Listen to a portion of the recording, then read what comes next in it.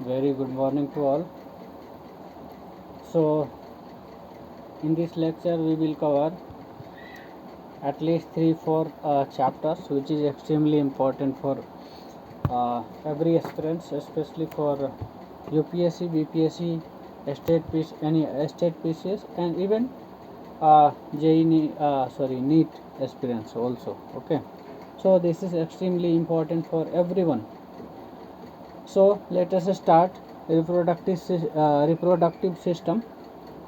Especially we will talk about human reproductive system. Okay, so reproduction का सीधा मतलब होता है जैसे एक आदमी है या फिर एक मेल और फीमेल है, तो वो क्या करेगा, अपने जैसे नए संतान पैदा करता है. ठीक है, और ये जो है लिविंग ऑर्गेनिजम्स की एक इम्पॉर्टेंट कैरेक्टरिस्टिक्स है, क्योंकि इस रिप्रोडक्शन की वजह से ही जो स्पेसीज है अपने अस्तित्व को बनाए रखती है, अपने एग्जिस्टेंस को बनाए रखती है.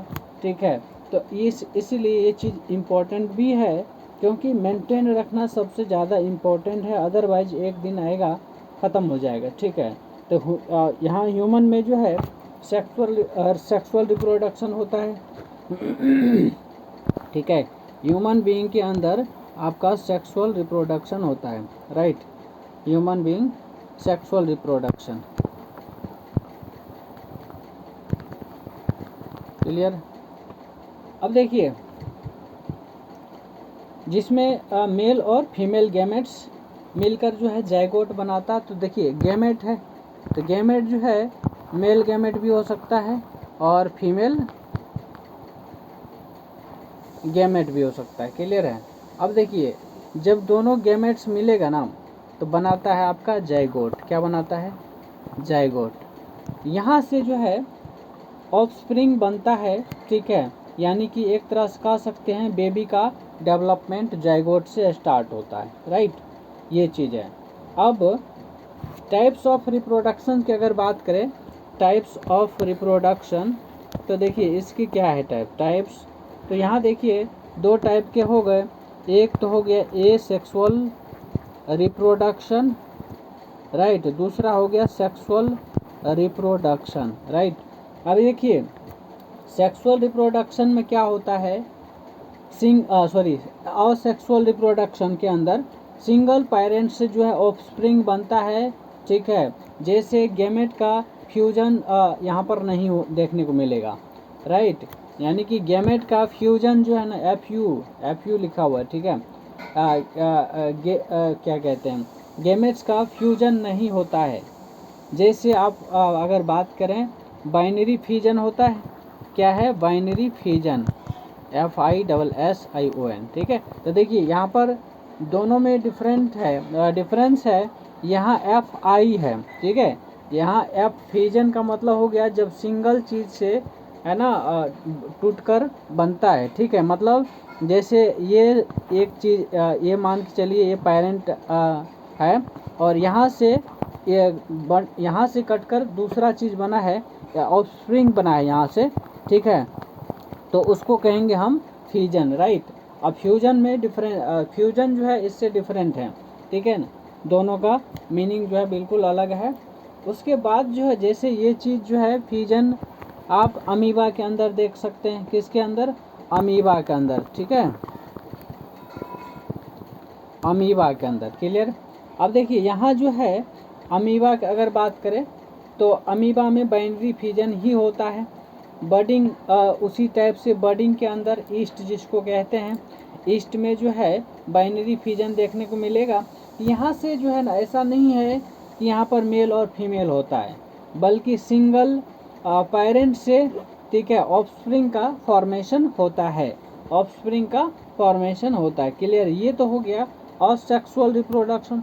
दूसरा है आपका सेक्सुअल रिप्रोडक्शन, जिसमें मेल और फीमेल जो है दोनों मिलकर, ठीक है, फ्यूजन होता है. यहाँ पर देखिए, यहाँ पर फ्यूजन वर्ड का यूज करें, FUSION. ठीक है, फ्यूजन.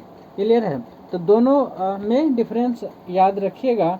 अब यहाँ जो फ्यूजन है, ठीक है, तो फ्यूजन वहाँ होता है ना जहाँ पर मेल और फीमेल मिलकर जो है क्या करता है, ऑफस्प्रिंग का फॉर्मेशन, ऑफस्प्रिंग का निर्माण करता है, राइट। तो ये चीज़ ध्यान रखना है, समझे। अब मेल और फीमेल गैमेट होता है, जब फ्यूज होता है, ठीक है, तो वो फर्टिलाइजेशन के थ्रू, ठीक है, फर्टिलाइजेशन का थ्रू जो है एक जाइगोट बनाता है और जाइगोट से जो है बेबी का डेवलपमेंट होता है। इसी प्रोसेस को हम क्या कहते हैं, फर्टिलाइजेशन कहते हैं। क्या कहते हैं, फर्टिलाइजेशन कहते हैं, जो कि ह्यूमन बीइंग के अंदर होता है। क्लियर है। चलिए अब बात करेंगे ह्यूमन रिप्रोडक्टिव सिस्टम की, ठीक है, ह्यूमन रिप्रोडक्टिव सिस्टम, राइट। यहाँ देखिए ह्यूमन रिप्रोडक्टिव सिस्टम जो क्या कहते हैं, ह्यूमन रिप्रोडक्टिव सिस्टम है, उसको हम दो पार्ट्स में डिवाइड कर सकते हैं। एक हो गया आपका मेल रिप्रोडक्टिव सिस्टम, दूसरा हो गया female reproductive system, right. MRS, right, MRS, male reproductive system, female reproductive system. अब देखिए मेल रिप्रोडक्टिव सिस्टम की अगर बात करें, ठीक है, मेल रिप्रोडक्टिव सिस्टम की, यहाँ समझिएगा रिप्रोडक्टिव सिस्टम, तो यहाँ जो है आपको टेस्टिस, आपने नाम सुना होगा, है ना, टेस्टिस, ठीक है ना, टेस्टिस जो है ये, इसकी अगर लोकेशन की बात करें तो ये स्क्रोटम में पाया जाता है, ठीक है। कहाँ पर, स्क्रोटम में, है ना, जो बॉडी के बाहर एक पाउच, जिसमें पाउच होता है जिसमें टेम्परेचर क्या होता है, थोड़ा कम होता है, राइट। तो स्क्रोटम में टेस्टिस होता है। अगर इसकी ये जो है टेस्टिस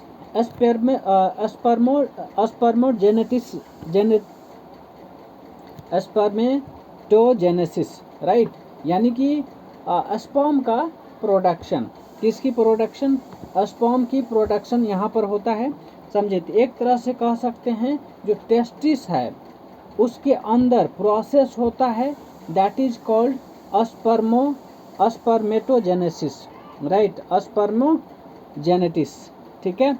अब इसमें जो है स्पर्म का फॉर्मेशन होता है और टेस्टोस्टेरोन हार्मोन का सिक्रेशन भी आपको टेस्टिस के अंदर देखने को मिलेगा, ठीक है। क्या है, टेस्टोस्टेरोन, जो कि मेल के अंदर होता है, समझे, ये चीज़ है। अब देखिए टेस्टोस्टेरोन जो है male secondary sexual characters develop करता है, ठीक है, जिसके वजह से, इसी टेस्टोस्टेरोन हार्मोन के वजह से जो है ना आपके अंदर बियर्ड जैसे हो गया, या फिर वॉइस का डीप होना, मसल ग्रोथ होना, ये सारी चीज़ जो है ना डेवलप होता है, समझे। तो ये ध्यान रखना है। फिर और भी चीज़ें होती है इसके वजह से, क्लियर है। तो ये हो गया आपका मेल रिप्रोडक्टिव सिस्टम। अब दूसरा है इसके अंदर मेल रिप्रोडक्टिव सिस्टम के अंदर जो है ऑर्गन्स, ये क्या है, एक तरह से टेस्टिस जो ऑर्गन्स है, क्या है, ऑर्गन्स, ठीक है। और भी बहुत सारे ऑर्गन्स होते हैं, ऑर्गन्स में जैसे एपिडिडाइमिस, ठीक है, एपिडिडाइमिस,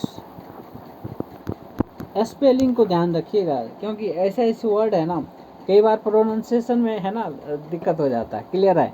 तो एपिडिडाइमिस, राइट, ये क्या करता है, टेस्टिस के ऊपर क्वाइल लाइक स्ट्रक्चर होता है, क्या होता है, टेस्टिस के ऊपर जो है क्वाइल लाइक स्ट्रक्चर होता है, जिसमें क्या होता है, स्पर्म जो होता है ना स्टोर होता है, क्या होता है, स्पर्म जो है स्टोर होता है, और ये जो है धीरे धीरे मैच्योर होता है। तो एक तरह से कह सकते हैं स्टोर हाउस कह सकते हैं किसका, स्पर्म का, एपिडिडाइमिस की जो है, ठीक है। और ये जो है टेस्टिस के ऊपर रहता है, और जैसे जैसे स्पर्म जो है मैच्योर होता है उसके बाद जो है रिलीज करता है। अब सुनिए, उसके बाद एक होता है वास्ट डिफरेंस, ये भी ऑर्गन्स ही है, क्या है, ये भी ऑर्गन्स है मेल रिप्रोडक्टिव सिस्टम का। वास्ट डिफरेंस जो है ये स्पर्म्स को क्या करता है, एपिडिडाइमिस से यूरेथ्रा तक जो है ले जाने का काम करता है। तो ये एक मतलब जो स्पर्म आपका स्टोर है ना, ठीक है, वहाँ से है ना जो आपका क्या क्या कहते हैं एपिडिडाइमिस से आपका कहाँ तक यूरेथ्रा से यूरेथ्रा तक जो है ना ले जाता है। क्लियर। तो ये जो है भास्ट डिफरेंस का आई थिंक क्लियर हो गया होगा, राइट। अब जो है हम बात करेंगे सेमिनल वेसिकल की, और एक होता है प्रोस्टेट ग्लैंड। किसकी? सेमिनल वेसिकल और प्रोस्टेट ग्लैंड। ये जो है सेमिनल वेसिकल ये मिलकर एक फ्लूइड प्रोड्यूस करते हैं जो स्पर्म्स के लिए क्या करता है, न्यूट्रिशन प्रोवाइड करता है। ठीक है, किसके लिए? स्पर्म्स के लिए जो न्यूट्रिशन प्रोवाइड करता है ये सेमिनल वेसिकल, ध्यान रखना। ठीक है, और इस मिक्सचर को सीमेन कहते हैं। क्या कहते हैं? सीमेन कहते हैं। क्लियर है। अब सुनिए, उसके बाद जो है आपका पेनिस आता है। ठीक है, पेनिस। अब यहाँ जो है ये जो है मेल कोपुलेटरी ऑर्गन है। क्या है? मेल कोपुलेटरी ऑर्गन है जो क्या करता है, स्पर्म्स को फीमेल रिप्रोडक्टिव ट्रैक में ट्रांसफ़र कर देता है। क्या करता है? ट्रांसफ़र करता है। तो ये चीज़ एक तरह से जो एक्सचेंज होता है, एक्सचेंज तो नहीं कर सकते हैं लेकिन ट्रांसफ़र जरूर कहेंगे। ठीक है, एक्सचेंज में तो बदला बदली हो गया ना। ठीक है, लेकिन जो ट्रांसफ़र है ना, जैसे पेनिस है तो पेनिस जो अपना स्पर्म जो है फीमेल के अंदर किसके थ्रू जाता है? वो पेनिस के थ्रू ही जाता है। समझे? एक तरह से कह सकते हैं तो एक ऐसा ऑर्गन है जो स्पर्म को फीमेल रिप्रोडक्टिव ट्रैक में, जो फीमेल का ट्रैक होती है, ठीक है, उसमें जो है डालने का काम करता है। फिर जो है उसके बाद जो है सारा प्रोसेस होता है जो रिप्रोडक्शन के अंदर होना चाहिए। ठीक है, ये हो गया। अब देखिए, अब ये तो हो गया मेल रिप्रोडक्टिव सिस्टम। अब बात करेंगे फीमेल रिप्रोडक्टिव सिस्टम की। किसकी? Female reproductive system. Female reproductive system, right. अब देखिए, जो फीमेल रिप्रोडक्टिव सिस्टम है, समझे, हाँ, इसका काम क्या होता है? जैसे एग होता है ना, इसको हम ओवम कहते हैं। क्या कहते हैं? एग या ओवम। ठीक है, वो प्रोड्यूस करता है। समझे? क्या है? एग प्रोड्यूस करता है। ठीक है, एग कह लीजिए या फिर ओवम कह लीजिए, ओवम प्रोड्यूस करता है। अब जब ओवम प्रोड्यूस करता है तो क्या होगा, स्पर्म को यही चीज़ जो फीमेल रिप्रोडक्टिव सिस्टम है वो स्पर्म को भी रिसीव करता है।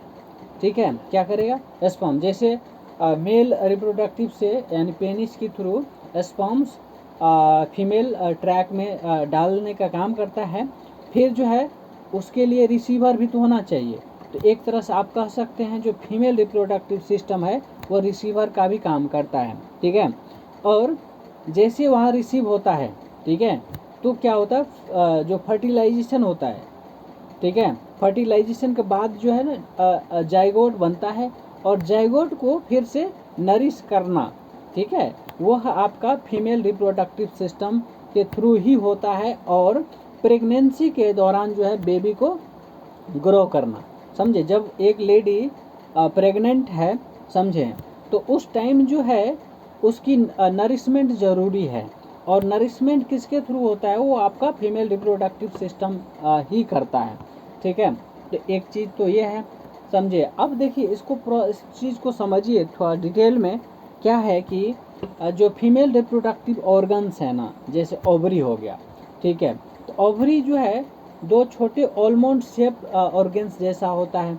ठीक है, क्या है, और जो आलमंड होता है ना, आलमंड, ठीक है, आलमंड शेप के जैसा होता है। ठीक है, जो कि क्या करता है, एग को प्रोड्यूस करता है। ठीक है, क्या करता है, जैसे मेल से स्पर्म्स गया और वहाँ जो है एग प्रोड्यूस करता है, या ओवम ओवरी जिसको कहते हैं, ठीक है, वो प्रोड्यूस करते हैं। ये दोनों मिलकर, ठीक है, अब यहाँ पर क्या होता है कि यहाँ समझिए एस्ट्रोजन और प्रोजेस्टेरोन, जैसे आप मैंने पीछे बताया था क्या कहते हैं मेल के अंदर वो क्या होता है, कौन सा था आपका जो है उसमें मतलब जो बताया था ना, वो कौन सा, और वो क्या कहते हैं, हाँ, हम्म,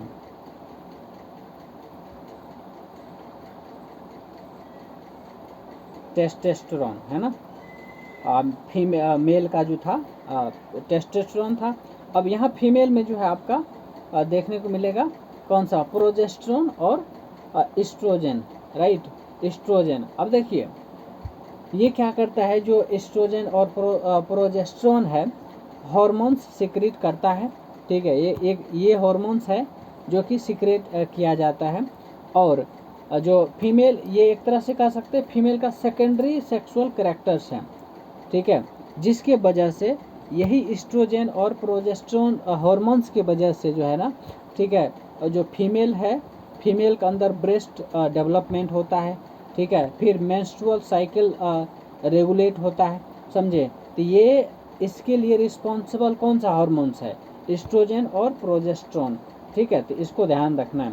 अब देखिए उसके बाद जो है एक फेलोपियन ट्यूब्स होता है, ठीक है, फेलोपियन ट्यूब्स जो है क्या कहते हैं, जिसको हम ओविडक्ट कहते हैं, क्या कहते हैं, ओविडक्ट कहते हैं। ये ट्यूब्स ओवरी को क्या करता है, यूटेरस से कनेक्ट करता है, क्या करता है, ट्यूब्स जो ओवरी को यूटेरस से कनेक्ट करता है और फर्टिलाइजेशन वहाँ होता है, क्लियर है। ये आपको फेलोपियन ट्यूब के अंदर जो है फर्टिलाइजेशन देखने को मिलेगा।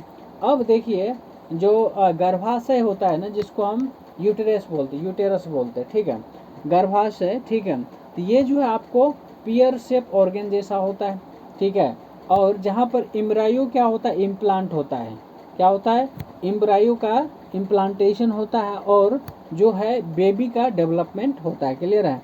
यूटेरस का इनर लाइनिंग जो है, ठीक है, इंडोमेट्रियम होता है, जो क्या करता है, हर मंथ ठीक होता है प्रेगनेंसी के लिए, क्लियर है, ये चीज़ ज़रूरी है। अब उसके बाद जो है कर्विक्स की अगर बात करें, कई लोग सर्विक्स बोलते हैं, कई लोग कर्विक्स बोलते हैं, ठीक है, उसको अपने हिसाब से देख लीजिएगा, ठीक है। जैसे कर्विक्स है, यूटेरस का लोअर नेरो पार्ट जो होता है, जो कि वेजाइना से कनेक्ट होता है, किससे होता है, वेजाइना से कनेक्ट होता है, समझे। अब वेजाइना जो है बर्थ कैनाल है, जहाँ से बेबी बर्थ के जब बच्चे का मतलब एक तरह से जन्म कहते हैं, ठीक है, बेबी के बर्थ के टाइम जो है ना पास होता है, तो मतलब एक तरह से वेजाइना के थ्रू ही जो है ना बच्चा जो है पास होता है, मतलब निकलता है, क्लियर है, तो ये चीज़ है, समझे। अब देखिए एक मेंस्ट्रुअल साइकिल, क्या है, मेंस्ट्रुअल साइकिल, ठीक है।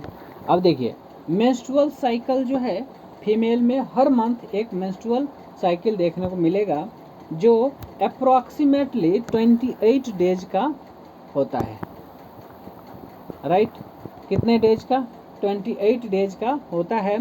अब इसमें भी अलग अलग फेज है, अलग अलग फेज क्या है, जैसे 1 से लेकर 5 डेज तक, है ना, जिसमें मेंस्ट्रुएशन होता है और इसमें कह सकते हैं ब्लीडिंग, है ना, जिसमें ब्लीडिंग होता है, ठीक है। और जो ब्लीडिंग होता है, ठीक है, तो जो इंडोमेट्रियम इसमें क्या होता है, शेड होता है, ठीक है, तो एक तरह से कह सकते हैं जो इंडोमेट्रियम शेड होता है वो 1 से 5 डेज के अंदर होता है, जिसको हम ब्लीडिंग नॉर्मल भाषा में कहते हैं, ठीक है। फिर जो है 6 से लेके 12 और 13 डेज मान लीजिए, 6 से लेकर 13 डेज जो है फॉलिकुलर फेज आता है, जिसमें एग जो है ना क्या होता है, डेवलप होता है, क्या होता है, एग जो है डेवलप होता है, और 14 डेज जो है ओवुलेशन प्रोसेस होता है, जिसमें क्या होता है ना, एग जो है रिलीज होता है, यानी कि एग रिलीज करने का जो प्रोसेस है वो ओवुलेशन कहलाता है, ठीक है, एग रिलीज का जो प्रोसेस है उसको हम कहेंगे ओवुलेशन। अब ये तो हो गया 14 डेज जो है ओवुलेशन मिलेगा आपको। उसके बाद 15 से लेकर कितने तक, 28 तक, मतलब डे 15 से लेकर 28 तक जो है ये ल्यूटियल फेज आता है। ल्यूटियल फेज में क्या होता है, जो यूटेरस की लाइनिंग होती है ना, वह क्या होती है, ठीक होती है, क्या होती है, ठीक होती है, ठीक है। अगर फर्टिलाइजेशन नहीं होता तो लाइनिंग गिर जाती है, समझे, और साइकिल दोबारा स्टार्ट हो जाती है। क्लियर है? तो ये चीज़ जो है आपको देखने को मिलेगा। समझे? ये आपका मेंस्ट्रुअल साइकिल है, समझना जरूरी है, डेली लाइफ के लिए भी, हर किसी के लिए ज़रूरी है। ठीक है? तो ये है ना, ज़रूरी नहीं कि आपके एग्ज़ाम में ही आएगा, एग्ज़ाम में तो खैर इम्पोर्टेंट है ही, साथ में हर किसी को ये चीज़ जो है ना ज़रूरी है ना। तो क्योंकि इस चीज़ से हर मेल फीमेल को गुजरना होता है, समझे? और है ना, ये चीज़ है। उसके बाद जो है हम बात करेंगे फर्टिलाइजेशन एंड प्रेगनेंसी की। ठीक है? इसकी फर्टिलाइजेशन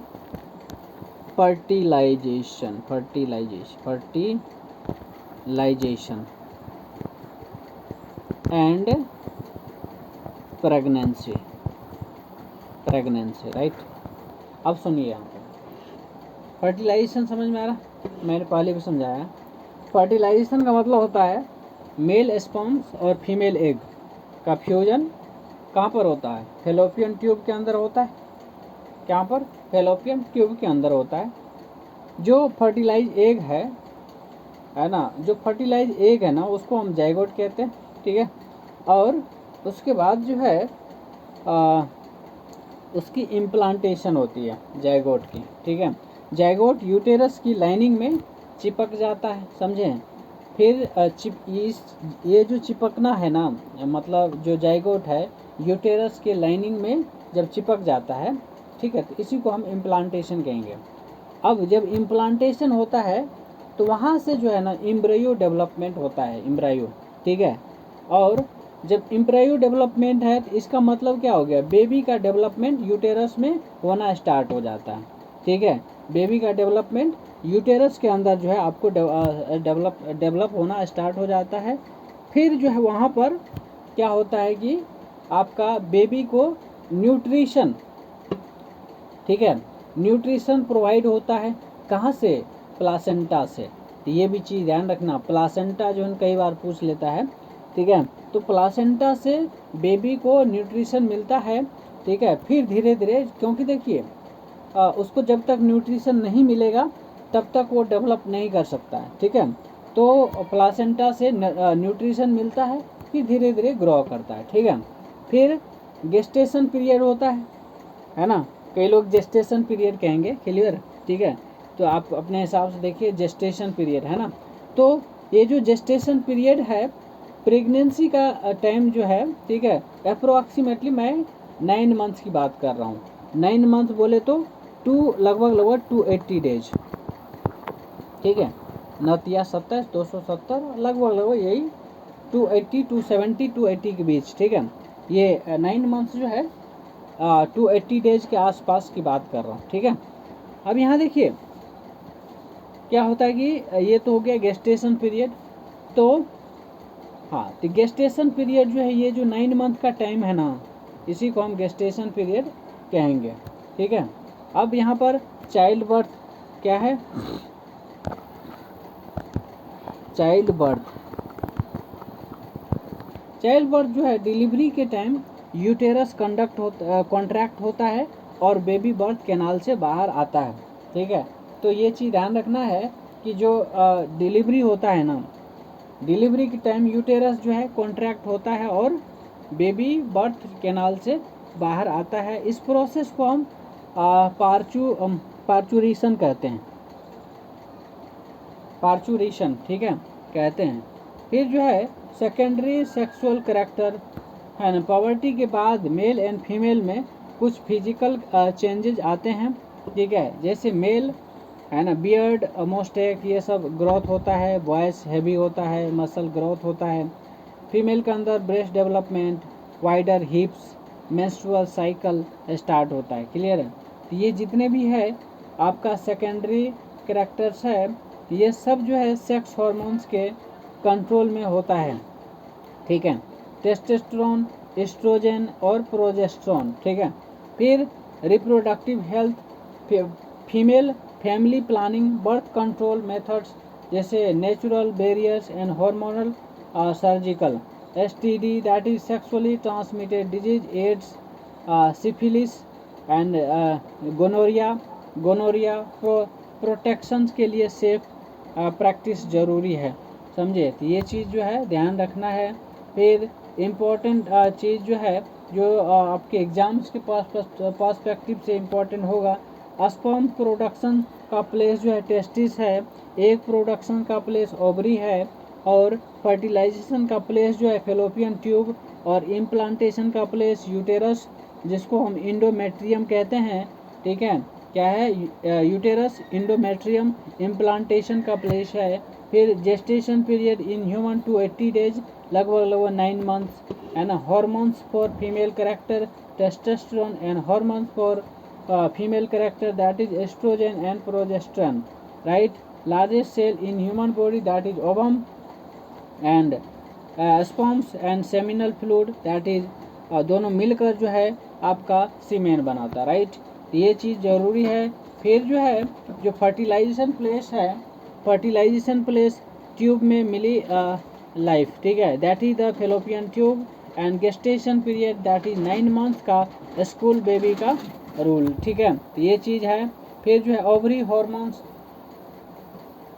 क्या है ओवरी हॉर्मोन्स, यहाँ पर देखिए EP that is estrogen and progesterone, समझे, ये ओवरी हॉर्मोन्स है, समझे। तो ये चीज़ जो है आपको ध्यान रखना है, और हमने सारे डिटेल में आपको कवर करके दिया है, ठीक है। चलिए अब जो है हम बात करेंगे जेनेटिक्स एंड इवोल्यूशन की। ये भी काफ़ी इम्पोर्टेंट टॉपिक है। तो देखिए जेनेटिक्स का मतलब होता है स्टडी ऑफ इनहेरिटेंस। क्या है? Study of inheritance, right. इसकी स्टडी को हम क्या कहेंगे? जेनेटिक्स कहेंगे। एंड इसका जो कैरेक्टर्स है जी, ठीक है, कैरेक्टर्स मतलब ट्रेड्स, और ट्रेड्स का जो उसके पेरेंट्स से जो ऑफरिंग्स में ट्रांसफ़र होता है, ये सारी चीज़ जो है ना जेनेटिक्स के स्टडी के अंदर आ जाता है, ठीक है। अब देखिए इवोल्यूशन का सीधा सा मतलब होता है ग्रेजुअल चेंजेज, जो स्पेसिस में क्या होता है टाइम के साथ साथ जो है ये चीज़ होता है या फिर चेंजेज आता है, जिससे न्यू स्पेसिस डेवलप होती है। क्या होती है? न्यू स्पेसिस डेवलप होती है। क्लियर है? अब देखिए जहाँ तक जेनेटिक्स की बात है तो देखिए इसके अलग अलग टर्म्स है इससे रिलेटेड, ठीक है। जैसे जीन, जीन जो है एक क्या कह सकते हो उसको, हेरिडिटरी यूनिट है। क्या है? जीन जो है आपका हेरिडिटरी यूनिट है, समझे, जो कि क्या करता है ट्रेट को कंट्रोल करता है। किसको कंट्रोल करता है? ट्रेट को कंट्रोल करता है।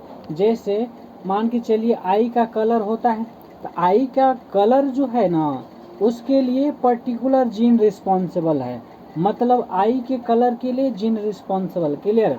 उसके बाद जैसे मान लीजिए जीन को ऐसे कह सकते एक तरह का कोडिंग है। क्या है? एक तरह का कोडिंग है जो क्या कर सकता है, प्रोटीन बना सकता है और फीचर डिसाइड कर सकता है कि किसका फीचर्स क्या होने वाला। मतलब ये सारी चीज़ जो है ना जीन के ऊपर डिपेंड करता है कि किसका जीन किस तरीके से है, और उसके हिसाब से उसके अकॉर्डिंगली जो है सारे चीज़ जो है ना डिफरेंट होता है। क्लियर है? अब ये तो हो गया जीन। तो जीन क्या हुआ? हेरिडिटरी यूनिट है जो ट्रेट को कंट्रोल करता है। क्या करता है? ट्रेट को कंट्रोल करता है। अब देखिए बात हम करेंगे क्रोमोजोम्स की। क्रोमोजोम्स एक थ्रेड लाइक स्ट्रक्चर होता है, ठीक है, जो कि न्यूक्लियस के अंदर पाया जाता है, जिसमें डीएनए जो है पैक्ड होता है। क्या होता है? डीएनए पैक्ड होता है।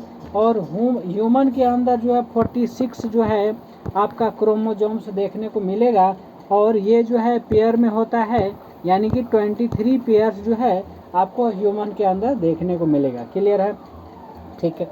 उसके बाद जो है डीएनए, जिसको हम डीऑक्सी न्यूक्लिक एसिड कहते हैं, ये एक डबल हेलिक्स स्ट्रक्चर होता है जो जेनेटिक इंफॉर्मेशन कैरी करता है। क्या करता है? जेनेटिक इंफॉर्मेशन कैरी करता है। डीएनए को ब्लूप्रिंट्स ऑफ लाइफ बोलते हैं। क्यों? इसमें जो है सारी इंफॉर्मेशन लिखी होती है जो हमारी शरीर को क्या कर सकता है? फॉर्म कर सकता है। क्या कर सकता है? बना सकता है, फॉर्म कर सकता है, समझे। अब एक टर्म आता है एलील, नाम सुना होगा आपने, अलील, ठीक है। अलील जो है, अलील एक जीन के 2 या ज़्यादा अल्टरनेटिव फॉर्म्स होते हैं जिनको अलील बोलते हैं, समझे। यानी कि एक जीन के या तो दो अल्टरनेटिव फॉर्म्स होंगे या उससे ज़्यादा फॉर्म्स होंगे तो उसको हम अलील कहेंगे, समझे। यानी कि जीन का ही एक फॉर्म है, ठीक है, अलील। तो यानी कि एक से ज़्यादा जब फॉर्म्स होते हैं जीन के तो उस सारे जीन के कॉम्बिनेशन को कहेंगे अलील, समझे। अब जैसे टॉलनेस जीन के लिए टी लिखते हैं, ठीक है, और स्मॉल टी जो है ड्वार्फ अलील हो सकते हैं। तो ये चीज़ है। तो देखिए एक ही जीन है, समझे, लेकिन उसके अलग अलग फॉर्म्स है ना, टी टॉल के लिए और टी स्मॉल के लिए, मतलब कैपिटल टी टॉल और स्मॉल टी ड्वार्फ के लिए। तो ये जो है ना, ये क्या है, अलील है, क्लियर है, जीन के अलील, क्लियर। अब देखिए जीनोटाइप्स है। तो जीनोटाइप्स जो है एक ऑर्गेनिजम्स का जेनेटिक कॉन्स्टिट्यूशन है। क्या है, एक ऑर्गेनिजम्स का जेनेटिक कॉन्स्टिट्यूशन जो है आपका जीनोटाइप होता है। एग्जाम्पल टी या देखिए ऐसे मैं लिख के समझाता हूँ, ठीक है। जैसे जीनोटाइप्स की अगर बात करें, ठीक है, जीनोटाइप समझिए यहाँ पे।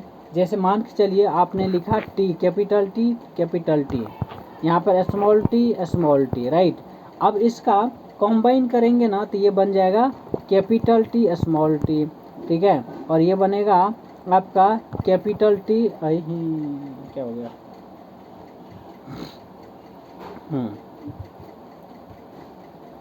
टी, ठीक है, कैपिटल टी, फिर टी और कैपिटल टी। हाँ, तो इसको जो है पहले इसको लिखा, पहले इसको, फिर ये, हाँ, तो बाद में ये आ जाएगा, क्लियर है, ये ऐसा करके। फिर यहाँ पर जो है, एक मिनट उल्टा हो गया,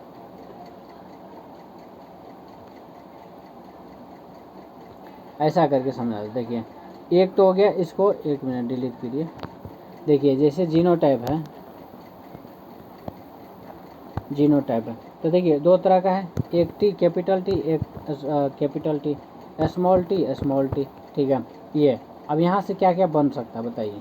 एक तो बन जाएगा टी के साथ टी, क्लियर है। उसके बाद बन जाएगा आपका टी, क्या बन जाएगा, टी बन जाएगा। उसके बाद स्मॉल टी बन जाएगा, ऐसा बन जाएगा।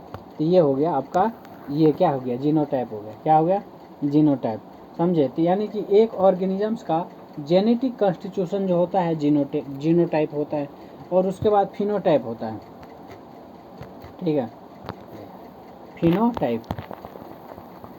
तो इसको समझ, देखिए फिनोटाइप जो है ना, समझे। जैसे फिनोटाइप है एक ऑर्गेनिजम्स का फिजिकल अपीयरेंस, क्या है, एक ऑर्गेनिजम्स का फिजिकल अपीयरेंस जो होता है, या टॉल प्लांट्स, ड्वार्फ प्लांट्स, ये सब टाइप, इस टाइप का, उसको हम कहेंगे फिनोटाइप, यानी फिजिकल अपीयरेंस।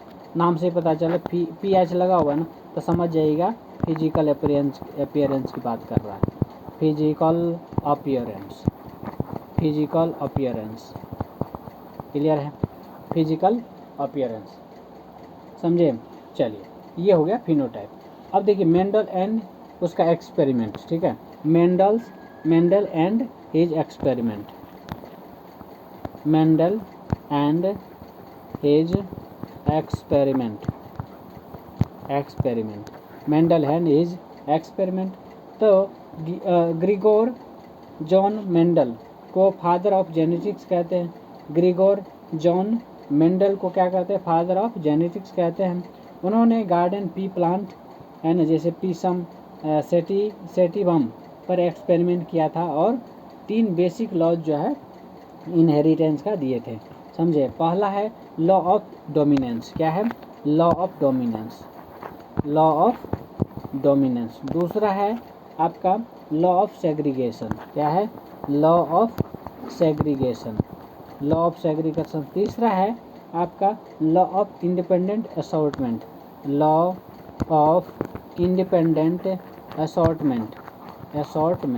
क्या हो गया, समझे, law of independent assortment, right. तो ये 3 लॉ है उन्होंने दिए थे, कौन, ग्रिगोर जॉन मेंडल ने, ठीक है। अब समझिए इसको, लॉ ऑफ डोमिनेंस क्या कहता है। लॉ ऑफ डोमिनेंस के हिसाब से जो है डोमिनेंट एलील हमेशा फिनोटाइप में एक्सप्रेस होता है, जबकि रिसेसिव एलील जो है सिर्फ तब दिखाई देता है जब दोनों रिसेसिव होता है। ठीक है, जब दोनों रिसेसिव होता है, समझे, तो तब जो है आपको कौन सा है ना रिसेसिव एलील दिखाई पड़ेगा। क्लियर है, और फिनोटाइप है ना उस टाइप से।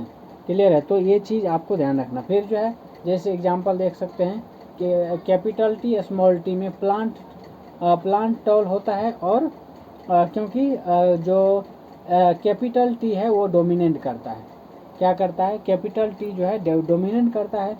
उसके बाद लॉ ऑफ सेग्रीगेशन है, इसको हम law of purity of gametes भी कहते हैं। क्या कहते हैं? Law of purity of gametes भी कहते हैं लॉ ऑफ सेग्रीगेशन को। तो गैमेट फॉर्मेशन में अलील जो है ना अलग हो जाता है, और यानी एक तरह से कह सकते हैं अलील अलग होने का मतलब है सेग्रीगेट हो जाता, और गैमेट्स में सिर्फ एक ही अलील जाता है, समझे। जैसे इसीलिए कोई मिक्सिंग नहीं होता है इसमें, समझे।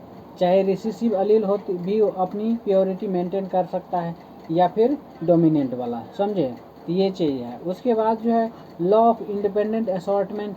तो लॉ ऑफ इंडिपेंडेंट असॉर्टमेंट के अंदर जो है डिफरेंट कैरेक्टर्स के जीन जो है इंडिपेंडेंटली क्या कर सकता है? असॉर्ट होते हैं। क्या होते हैं? असॉर्ट होते हैं। और जब गैमेट फॉर्मेशन होता है, खास करके उस टाइम की बात है, तो एक तरह से कह सकते हैं इंडिपेंडेंट असॉर्ट होते हैं जब गैमेट फॉर्मेशन होता है। क्लियर है। अब देखिए जैसे सीड का कलर, ठीक है, सीड का कलर, जीन और seed shape gene independent gametes में अरेंज होंगे, समझे। तो इस टाइप से जो है ये एग्जांपल इसको सेट कर सकते हैं। फिर जेनेटिक कंसेप्ट जो है ना, कुछ चीज़ें आपके लिए इम्पोर्टेंट है और उसको ध्यान में रखना है। तो यानी कि जेनेटिक कंसेप्ट क्या है, देखिए समझिए इसको। जेनेटिक्स कॉन्सेप्ट, ठीक है। अब देखिए एक है मोनोहाइब्रिड क्रॉस। क्या है? Monohybrid cross. मोनोहाइब्रिड क्रॉस मतलब है cross between parents different in one character, ठीक है। जैसे T capital T into dwarf that is small T. ये जो है F1 जनरेशन यानी कि ऑल टॉल, ठीक है, all toll that is capital T small T. F2 में रेशियो 3 टॉल और 1 डॉर्फ का रेशियो होगा, ठीक है। तो इस टाइप से जो है होता है, यानी कि इसको ऐसे लिख सकते हैं 3 capital T ratio 1 small T, ठीक है। आप डॉर्फ लिख दीजिए, स्मॉल टी लिख दीजिए, इस रेशियो में डिवाइड होगा ये। क्लियर है। अब देखिए डाइहाइब्रिड क्रॉस होता है, ये तो हो गया मोनोहाइब्रिड क्रॉस, जिसमें कि जो क्रॉस होगा किसके बीच? पेरेंट्स, ठीक है, मतलब जो डिफरेंट पेरेंट्स होंगे ना, ठीक है, उसके अंदर एक कैरेक्टर जो है आपका जाएगा, ठीक है, इस टाइप से। और एग्जांपल मैंने समझा दिया। तो जैसे यहाँ पर ये है, जैसे कैपिटल टी है, क्या है? कैपिटल टी, और क्रॉस कराएंगे किसके साथ? स्मॉल टी के साथ। क्लियर है। किसके? स्मॉल टी के साथ। तो ये जो है इसका जैसे F1 फॉर्मेशन, F1 जनरेशन होगा, F1 जनरेशन में कैपिटल टी स्मॉल टी बनेगा, ठीक है ना। और F2 में जो है F2 है ना, इसमें जो है आपका 3 टॉल होगा और 1 डॉर्फ होगा। क्या होगा? 3 टॉल और 1 जो है डॉर्फ होगा, समझे। तो ऐसा। फिर डाइहाइब्रिड क्रॉस मतलब क्रॉस बिटवीन पेरेंट डिफरिंग इन 2 कैरेक्टर्स, मतलब 2 कैरेक्टर्स डिफरेंट होगा, और F2 जनरेशन का रेशियो 9:3:1 में होगा। F2 जनरेशन का डाइहाइब्रिड में 9:3:1 में होगा। मोटेशन क्या होता है? जब सडन चेंज हो जाता है, क्या होता है? मोटेशन जो है आपका सडन चेंज होगा, mutation.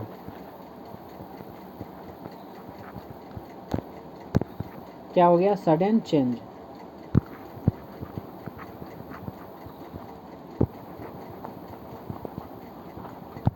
Sudden change, right. Mutation क्या है, sudden change in DNA sequence, in DNA sequence, in DNA sequence, right. तो ये है सर, जब डीएनए सीक्वेंस में सडन चेंज हो जाए तो उसको हम म्यूटेशन कहेंगे। जैसे सिकल सेल एनीमिया, क्या है, सिकल सेल एनीमिया, क्लियर है, सिकल सेल एनीमिया, क्लियर। तो ये चीज़ है आपको ध्यान में रखना है, समझे, sickle cell anaemia, clear. Sickle cell anaemia एक पॉइंट म्यूटेशन की वजह से ही होती है, क्लियर है। अब देखिए सेक्स डिटर्मिनेशन कैसे कर सकते हैं, सेक्स डिटर्मिनेशन,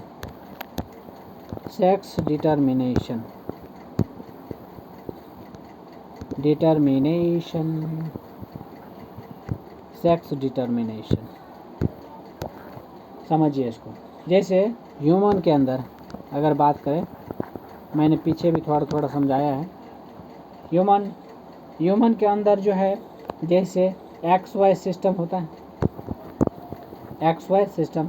अब क्या होता है, जैसे मेल है, क्या है, मेल है, तो मेल के पास क्या होता है, XY होता है, और फीमेल के पास XX होता है, क्लियर है, फीमेल के पास XX होता है। अब सुनिए, जब मेल का स्पर्म्स, यानी एक तरह से कह सकते हैं मेल और फीमेल जब क्या होता है, ऑल टुगेदर होते हैं, एक दूसरे के साथ संबंध बनाते हैं, ठीक है। तो ऐसे कंडीशन में क्या होता है, मेल का जो है ना गैमेट्स है, वह फीमेल के गैमेट के साथ कंबाइन होता है, और क्योंकि मेल जो है इसके पास ही X और Y क्रोमोसोम्स होता है, ठीक है। तो एक तरह से कह सकते हैं ओनली मेल जो है डिटरमाइन करेगा कि बेटा होगा कि बेटी होगी, डॉटर होगा या सन होगा, ठीक है ना। तो इसलिए इसको कहते हैं, मेल को कहते हैं सेक्स डिटर्मिनेशन फैक्टर, ठीक है। तो है ना, मेल ही डिसाइड करेगा कि लड़का होगा कि लड़की होगी, ठीक है, बॉय होगा या गर्ल होगा, क्लियर है। तो ये चीज़ है। अब देखिए जेनेटिक डिसऑर्डर भी होता है। जेनेटिक डिसऑर्डर क्या है, अब समझिए, जेनेटिक डिसऑर्डर, तो देखिए जो जेनेटिक डिसऑर्डर है ना, जैसे हेमोफीलिया, सुने हैं ना, हेमोफीलिया। तो हेमोफीलिया जो है ब्लड क्लॉटिंग यहाँ पर नहीं होता है, समझे। तो उसको जब ब्लड क्लॉटिंग नहीं होता है तो उसको हेमोफीलिया कहते हैं। क्या कहेंगे, हेमोफीलिया मतलब समझ रहे हैं। जैसे मान के चलिए आपका कहीं कट गया, ठीक है, तो क्योंकि ब्लड क्लॉटिंग नहीं हो रहा है, तो जब जैसे कहीं कटा तो ब्लड जो है ना लगातार बह रहा है इस टाइप से। ये कमोबेश ज़्यादा और कम हो सकता है, पर ये इसी का डिसऑर्डर है हेमोफीलिया का। तो अगर हेमोफीलिया अगर किसी के अंदर होता है तो ब्लड क्लॉटिंग नहीं होगा, समझे। यानी कि ये जो है एक तरह से कह सकते हैं सेक्स लिंक्ड डिसऑर्डर है। क्या है, सेक्स लिंक्ड डिसऑर्डर है। फिर जो है कलर ब्लाइंडनेस होता है। क्या होता है, colour blindness, colour blindness, colour blindness, ठीक है। क्या है, colour blindness. Red green colour को डिफ्रेंशिएट नहीं कर पाते हैं। मतलब अगर किसी को कलर ब्लाइंडनेस है तो रेड है या ग्रीन है उसको डिफ्रेंशिएट नहीं कर पाते हैं, that is called colour blindness. उसके बाद जो है डाउन सिंड्रोम होता है। हालांकि ये चीज़ न्यूज़ में काफ़ी बार रिपीट हुआ है, तो इस चीज़ को ध्यान रखना है। तो देखिए डाउन सिंड्रोम जो है क्या है, समझिए, डाउन सिंड्रोम। तो डाउन सिंड्रोम जो है, अब जैसे क्या होता है 21st क्रोमोसोम्स का एक्स्ट्रा कॉपी होने से होता है, समझे। मतलब क्या होता है ना, 21st क्रोमोसोम्स का अगर एक्स्ट्रा कॉपी हो गया, समझे, जिसको हम सोमी 21 कहेंगे। क्या कहेंगे?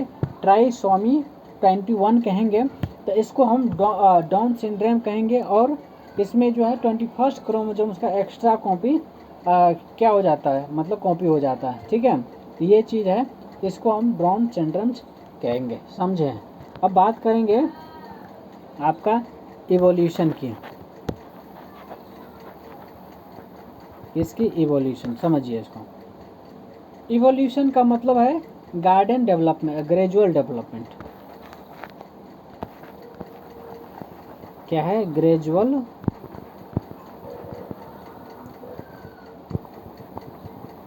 डेवलपमेंट। ठीक है, जब ग्रेजुअल डेवलपमेंट होता है इस चीज़ का, लाइफ का या फिर लाइफ का फॉर्म्स का, है ना, अर्थ के ऊपर, तो दैट इज कॉल्ड इवोल्यूशन।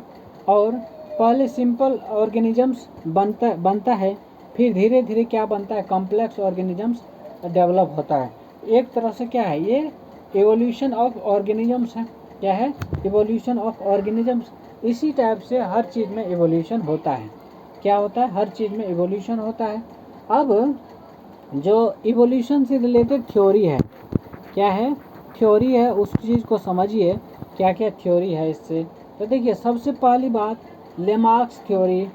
क्या है? Lamarck's theory. लेमार्क्स थ्योरी के हिसाब से, ठीक है, theory of inheritance of acquired character. क्या है? थ्योरी ऑफ, किसी को कहते हैं, लेमार्क्स थ्योरी को ही कहते हैं theory of inheritance of acquired character. समझे? जिसमें कि जीन जो है, जीन बैप्टिस्ट दे लेमार्क ने कहा था कि जो कैरेक्टर ऑर्गेनिजम्स अपनी लाइफ में एक्वायर करता है, वो नेक्स्ट जनरेशन को क्या कर सकता है, ट्रांसफ़र कर सकता है या ट्रांसफ़र हो जाता है। समझे? तो ये चीज़ है लेमार्क थ्योरी के अंदर। तो वही बात है ना कि जब आपकी जीन जो है ना एक जनरेशन से नेक्स्ट जनरेशन वो ट्रांसफ़र होता है। ठीक है, तो ये जो है लेमार्क्स थ्योरी के हिसाब से है। अब जैसे जिराफ है, तो जिराफ ने क्या किया, अपनी नेक्स्ट स्टेज करके लंबी वो जो है ना उसकी क्या बोलते हैं, गर्दन जो है लंबी बना लिया, है ना। वो अपना टहनी को जो पत्तियां है उसको मतलब अपनी गर्दन को क्या करते, लंबा कर के या फिर ऊपर उठा के जो है ना, धीरे धीरे एक ऐसा इवोल्यूशन आया तो उसके गर्दन जो है धीरे धीरे लंबा हो गया। ठीक है, तो ये जनरेशन जो है, अगले जनरेशन में क्या हो रहा है, अगले जनरेशन में वही ट्रांसफ़र हो रहा है ना। जो अगला ऊँट बनेगा, वो जो ऊँट के बच्चे होंगे, ठीक है, तो उसके भी गर्दन लंबा ही होता है। समझे? तो ये जो है ना जीन के ऊपर डिपेंड करता है कि जैसा जीन इनहेरिट करता है उसके हिसाब से वो चीज़ें होती है। जैसे एक माता पिता है, उसके बच्चे भी उससे क्या होता है ना, उसका फेस मिलता है, उसके कलर मिल जाता है, फिर उसके सारी चीज़ लक्षण जो है मिलने लगता है। क्यों मिलता है? क्योंकि जो जीन का ट्रांसफ़र होता है ना, वो पेरेंट्स से बच्चों के अंदर होता है। क्लियर है? तो ये चीज़ें हैं, समझ में आया? तो ये जो है आपका लेमार्क्स थ्योरी के हिसाब से, है ना, जो जीन है एक जनरेशन से दूसरे जनरेशन ट्रांसफ़र होता है। ठीक है, ये थ्योरी जो है बाद में जो है धीरे धीरे क्या हो गया, एक्सपेरिमेंट इस चीज़ को प्रूव की कि ये है ना, मतलब इसको एक तरह से रिजेक्ट किया गया। ठीक है, फिर जो है आता है आपका Darwin's theory of natural selection. क्या है? Darwin's theory of natural selection, जिसमें चार्ल्स डार्विन ने ओरिजिन ऑफ स्पीशीज बुक में जो है ये चीज़ थ्योरी दी है कि, और इसका जो बेसिक चीज़ है ना वो है ये है कि ओवर प्रोडक्शन, जैसे ऑर्गेनिजम्स जो है ज़्यादा ऑफस्प्रिंग प्रोड्यूस करता है। ठीक है, उसके बाद struggle of existence, resource limited होते हैं, लेकिन वो जो है क्या होता है, ओवर प्रोडक्शन के वजह से एंड कंपटीशन ज़्यादा हो जाता है। क्लियर है? ये हो गया स्ट्रगल फॉर एग्जिस्टेंस। क्या है? Struggle for existence. क्लियर है? उसके बाद होता है सर्वाइवल ऑफ द फिटेस्ट, जो बेस्ट एडेप्टेड होते हैं वही सर्वाइव करते हैं, बाकी सर्वाइव नहीं करते हैं। फिर नेचुरल सिलेक्शन के अंदर जो है नेचर सेलेक्ट करता है फिटेस्ट ऑर्गेनिजम्स को। क्या करता है? फिटेस्ट ऑर्गेनिजम्स को, जैसा नेचर होगा उसके हिसाब से जो फिट ऑर्गेनिजम्स होंगे उसी को नेचर नेचर जो सेलेक्ट करेगा बाकी को क्या करेगा, रिजेक्ट करेगा। क्लियर है, तो ये चीज़ें हैं। फिर जो है formation of new species, formation of new species के अंदर जो है ये चीज़ क्या होता है, धीरे धीरे नए स्पेसिस डेवलप होते हैं। तो ऐसा भी होता है, तो ज़रूरी नहीं है कि अगर एक माता पिता है तो उसका सारा लक्षण जो है मैच ही हो जाए बच्चे के साथ, ठीक है। तो क्या होता है कि जब नया चीज़ बनता है ना, ठीक है, तो इसी को कहते हैं न्यू स्पेसिस डेवलपमेंट। क्लियर है, ऐसा। फिर जो है ये तो हो गया डार्विन का थ्योरी, ठीक है, यानी कि डार्विन थ्योरी के हिसाब से ऐसा है। उसके बाद जो है मॉडर्न थ्योरी ऑफ इवोल्यूशन भी है, जिसको हम सिंथेटिक थ्योरी कहते हैं। क्या कहते हैं, और सिंथेटिक थ्योरी आए दिन में ये न्यूज़ के अंदर बहुत सारी चीज़ें जो है आर्टिकल इस पे आते रहता है।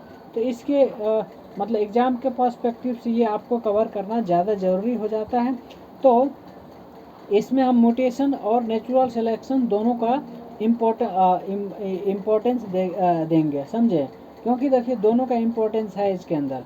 जो मॉडर्न थ्योरी ऑफ इवोल्यूशन है, जिसको हम क्या बोलते हैं, सिंथेटिक थ्योरी बोलते हैं, ठीक है। अब इसमें क्या होता है कि इवोल्यूशन एक स्लो प्रोसेस है। क्या है, इवोल्यूशन एक जो है स्लो प्रोसेस है, जिसमें क्या होता है, वेरिएशन होता है, जेनेटिक रिकॉम्बिनेशन होता है और नेचुरल सिलेक्शन साथ में क्या करता है, काम करता है। क्लियर है।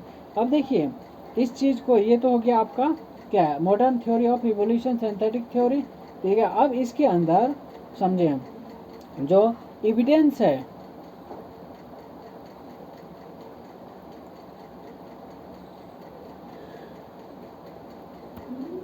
एविडेंस ऑफ इवोल्यूशन, यहाँ देखिए फॉसिल्स, जो पुराने ऑर्गेनिजम्स के रिमेन्स है, जो क्या करता है, रॉक लेयर्स में मिलते हैं, है ना, तो उसको हम फॉसिल्स कहेंगे। अब देखिए होमोलोगस ऑर्गेन्स है, होमोलोगस ऑर्गन्स जो है same structure but different functions होता है, जैसे forelimb of human, cat, bat, ये सब चीज़। ये जो है analogous organs, different structure but same functions होता है, ठीक है, जैसे wing of bat and insect, इस टाइप से। तो ये चीज़ें हैं, तो क्या है, ऑर्गेन्स तो डिफरेंट है ना, लेकिन उसका फंक्शन क्या है, उसका सम यानी कि स्ट्रक्चर डिफरेंट है लेकिन सेम फंक्शन है, तो उसको हम एनालोगस ऑर्गेन्स कहेंगे, ठीक है। क्या कहेंगे, एनालोगस ऑर्गन्स कहेंगे, ठीक है। उसके बाद वेस्टिजियल ऑर्गन्स, ऑर्गन्स जो काम के नहीं होता है ना, जो काम के नहीं रहे। एग्जाम्पल अपेंडिक्स इन ह्यूमंस, क्या है, अपेंडिक्स इन ह्यूमन, मतलब ये गायब हो जाता है, समझे, तो उसको वेस्टिजियल ऑर्गन्स कहेंगे। या फिर जो काम के नहीं है, ठीक है, जिसका यूटिलिटी नहीं है हमारे मतलब ऑर्गेनिजम्स के लिए, ठीक है, तो उसको हम वेस्टिजियल ऑर्गन्स कहेंगे। एनालोगस ऑर्गन समझ गए, जिसमें स्ट्रक्चर डिफरेंट होगा, सेम फंक्शन होगा, ठीक है। होमोलोगस ऑर्गन समझ गए, जिसमें स्ट्रक्चर सेम होगा लेकिन फंक्शन अलग अलग होगा, जैसे आप देख लिया forelimb of humans, cat, bat, ये सब चीज़ें। फिर फॉसिल्स के अंदर ये समझ गए, ठीक है। तो ये सारी चीज़ है। फादर ऑफ जेनेटिक्स बताइए, क्वेश्चन पूछ रहा हूँ, फादर ऑफ जेनेटिक्स कौन है, ग्रिगोर मेंडल, ठीक है। Father of genetics Grigor Mendel. Chromosomes humans के अंदर कितने होते हैं, 46, 23 पेयर, है ना। सेक्स डिटर्मिनेशन, है ना, एक्स वाई सिस्टम, क्या है, सेक्स डिटर्मिनेशन एक्स वाई, यानी कि mail. F2 ratio in monohybrid 3:1 होता है। कितना होता है मोनोहाइब्रिड में, F2 रेशियो कितना होता है, 3:1। F2 रेशियो इन डाइहाइब्रिड में कितना होता है, 9:3:1 होता है, सॉरी 9:3:3:1 होता है। तो 2 टाइम्स 3 है, कितना है, 2 टाइम्स 3 है डाइहाइब्रिड में। क्लियर है। अब जो है आपका डार्विन की बुक जो है ओरिजिन ऑफ स्पेसीज 1859 में जो है रिलीज हुई थी। और ऐसे जो है डाउन्स सिंड्रोम, ये क्या है, ट्राइसोमी ऑफ 21 क्रोमोजोम्स को हम डाउन सिंड्रोम्स कहेंगे, समझे। तो ये चीज़ जो है आपको आई थिंक समझ में आ गया होगा। क्लियर है। अब जो है nutrition in plants and animals की बात करेंगे, ठीक है। यहाँ से भी आपको क्वेश्चंस देखने को मिल जाएगा। क्लियर है। तो देखिए न्यूट्रिशन का सीधा मतलब होता है ऐसा प्रोसेस जिसमें ऑर्गेनिजम्स क्या करता है, अपने लिए फूड को क्या कर सकता है, प्रिपेयर करता है, ऑब्टेन करता है और उसे क्या करता है, एनर्जी और ग्रोथ के लिए यूज करता है। क्लियर है? ये है आपका न्यूट्रिशन। ठीक है, न्यूट्रिशन बेसिकली वो प्रोसेस है जो हमें क्या करता है, एनर्जी प्रोवाइड करता है। किसके लिए? ग्रोथ और रिपेयर के लिए। क्लियर है? ये चीज़ जो है ग्रोथ एंड रिपेयर के लिए है ना, हमारा एनर्जी, ठीक है, और न्यूट्रिशन, ठीक है, वो ज़रूरी है। अब देखिए न्यूट्रिशन इन प्लांट्स की अगर बात करें तो क्या इसके अलग अलग मोड्स होते हैं। Modes of nutrition in plants जो है अलग अलग होते हैं। जैसे अगर बात करें modes of nutrition in plants, समझिए, अब समझिए इसको। एक होता है ऑटोट्रॉफिक न्यूट्रिशन। क्या होता है? ऑटोट्रॉफिक न्यूट्रिशन, जिसमें प्लांट्स जो अपना खुद का फूड जो है, खुद का भोजन जो है बनाता है, उनको हम ऑटोट्रॉफ्स कहेंगे। ठीक है, और ये जो है फोटोसिंथेसिस का प्रोसेस से है ना खुद प्रिपेयर करता है ना। और इसके लिए फोटोसिंथेसिस समझना ज़रूरी है। तो फोटोसिंथेसिस जो है एक ऐसा प्रोसेस है जिसमें ग्रीन प्लांट जो है सनलाइट, CO2 और वाटर का यूज करके ग्लूकोज बनाते हैं और ऑक्सीजन रिलीज करते हैं। इसको हम फोटोसिंथेसिस कहेंगे। फोटोसिंथेसिस का जो रिएक्शन है, इक्वेशन है, उसको समझना, हालांकि मैंने पिछले लेक्चर में भी समझाया था। ठीक है, एक बार फिर से मैं समझा देता हूँ। ठीक है, जैसे यहाँ क्या होता है, 6CO2 प्लस 6H2O। ठीक है, ये सनलाइट के प्रेजेंस में, किसके प्रेजेंस में? सनलाइट के प्रेजेंस में और क्लोरोफिल के प्रेजेंस में जो है आपका C6H12O6 क्लियर है, प्लस 6O2 क्लियर, ये बनाता है। यहाँ देखिए क्लोरोफिल जो है ये ग्रीन पिगमेंट है जो सनलाइट क्या कर सकता है, सनलाइट ऑब्जर्व करता है। क्या करता है? सनलाइट ऑब्जर्व करता है। एस्टोमाटा, समझे, एस्टोमाटा जो है छोटे पोर्स जो लीफ सरफेस पर प्रेजेंट होता है, जिससे CO2 एंट्री करती है। क्या करती है? CO2 एंट्री करती है, दैट इज कॉल्ड एस्टोमाटा। ठीक है, दूसरा है heterotrophic nutrition in plants. Heterotrophic plants जो है आप ऐसे कर सकते हैं, जब ऐसे प्लांट्स जो सिंथेसिस नहीं करते हैं, कुछ प्लांट्स दूसरे प्लांट्स के ऊपर या एनिमल्स के ऊपर जो है डिपेंड करता है, तो उसको हम हेट्रोट्रॉफिक न्यूट्रिशन इन प्लांट्स कहेंगे। समझे? जैसे पैरासाइट्स होता है, पैरासाइट्स में जो है क्या होता है, दूसरे लिविंग ऑर्गेनिजम्स पर डिपेंड रहना पड़ता है। जैसे केस्कुटा है, ठीक है, जिसको हम अमरबेल कहते हैं। क्या कहते हैं? अमरबेल कहते हैं, केस्कुटा। ये है एक तरह के पैरासाइट जो दूसरे ऑर्गेनिजम्स पर डिपेंड करता है। उसके बाद होता है सेप्रोफाइट्स। सेप्रोफाइट्स जो है डेड और डिकेइंग मैटर से न्यूट्रिशन लेता है। ठीक है, उसको कहेंगे सेप्रोफाइट्स, जो डेड एंड डिकेइंग ऑर्गेनिज्म, या नहीं ऑर्गेनिजम्स मत बोलिए, डेड और डिकेइंग मैटर से जो है न्यूट्रिशन प्राप्त करता है, दैट इज कॉल्ड सेप्रोफाइट्स। जैसे फंजाई है, क्या है? फंजाई जो है एक तरह से सेप्रोफाइट्स है। उसके बाद जो है इंसेक्टिवोरस प्लांट्स होता है। इंसेक्टिवोरस प्लांट्स जो है ऐसे प्लांट्स जो क्या करता है, इंसेक्ट को ट्रैप करके खाता है, इंसेक्ट को ट्रैप करके अपना सर्वाइव करता है। ठीक है, तो जिसको हम इंसेक्टिवोरस प्लांट्स कहेंगे। यानी कि ये जो न्यूट्रिएंट सप्लीमेंट्स के लिए यूज करता है, मतलब क्या बोलते हैं उसको, इंसेक्ट को।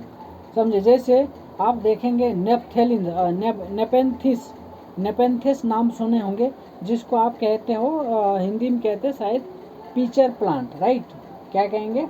If I am not wrong then it is called pitcher plant, जिसको इंग्लिश में हम प्योर इंग्लिश में नेपेंथिस कहते हैं। नेपेंथिस का मतलब पीचर प्लांट। समझे? तो जो कि क्या होता है, इंसेक्टिवोरस होता है। क्या होता है? इंसेक्टिवोरस होता है। उसी टाइप से ड्रोसेरा है। क्या है? ड्रोसेरा को हम सनड्यू कहते हैं। तो ये भी इंसेक्टिवोरस प्लांट्स है। क्या है, इंसेक्टिवोरस प्लांट्स है। क्लियर। अब बात करते हैं सिम्बायोटिक प्लांट्स के।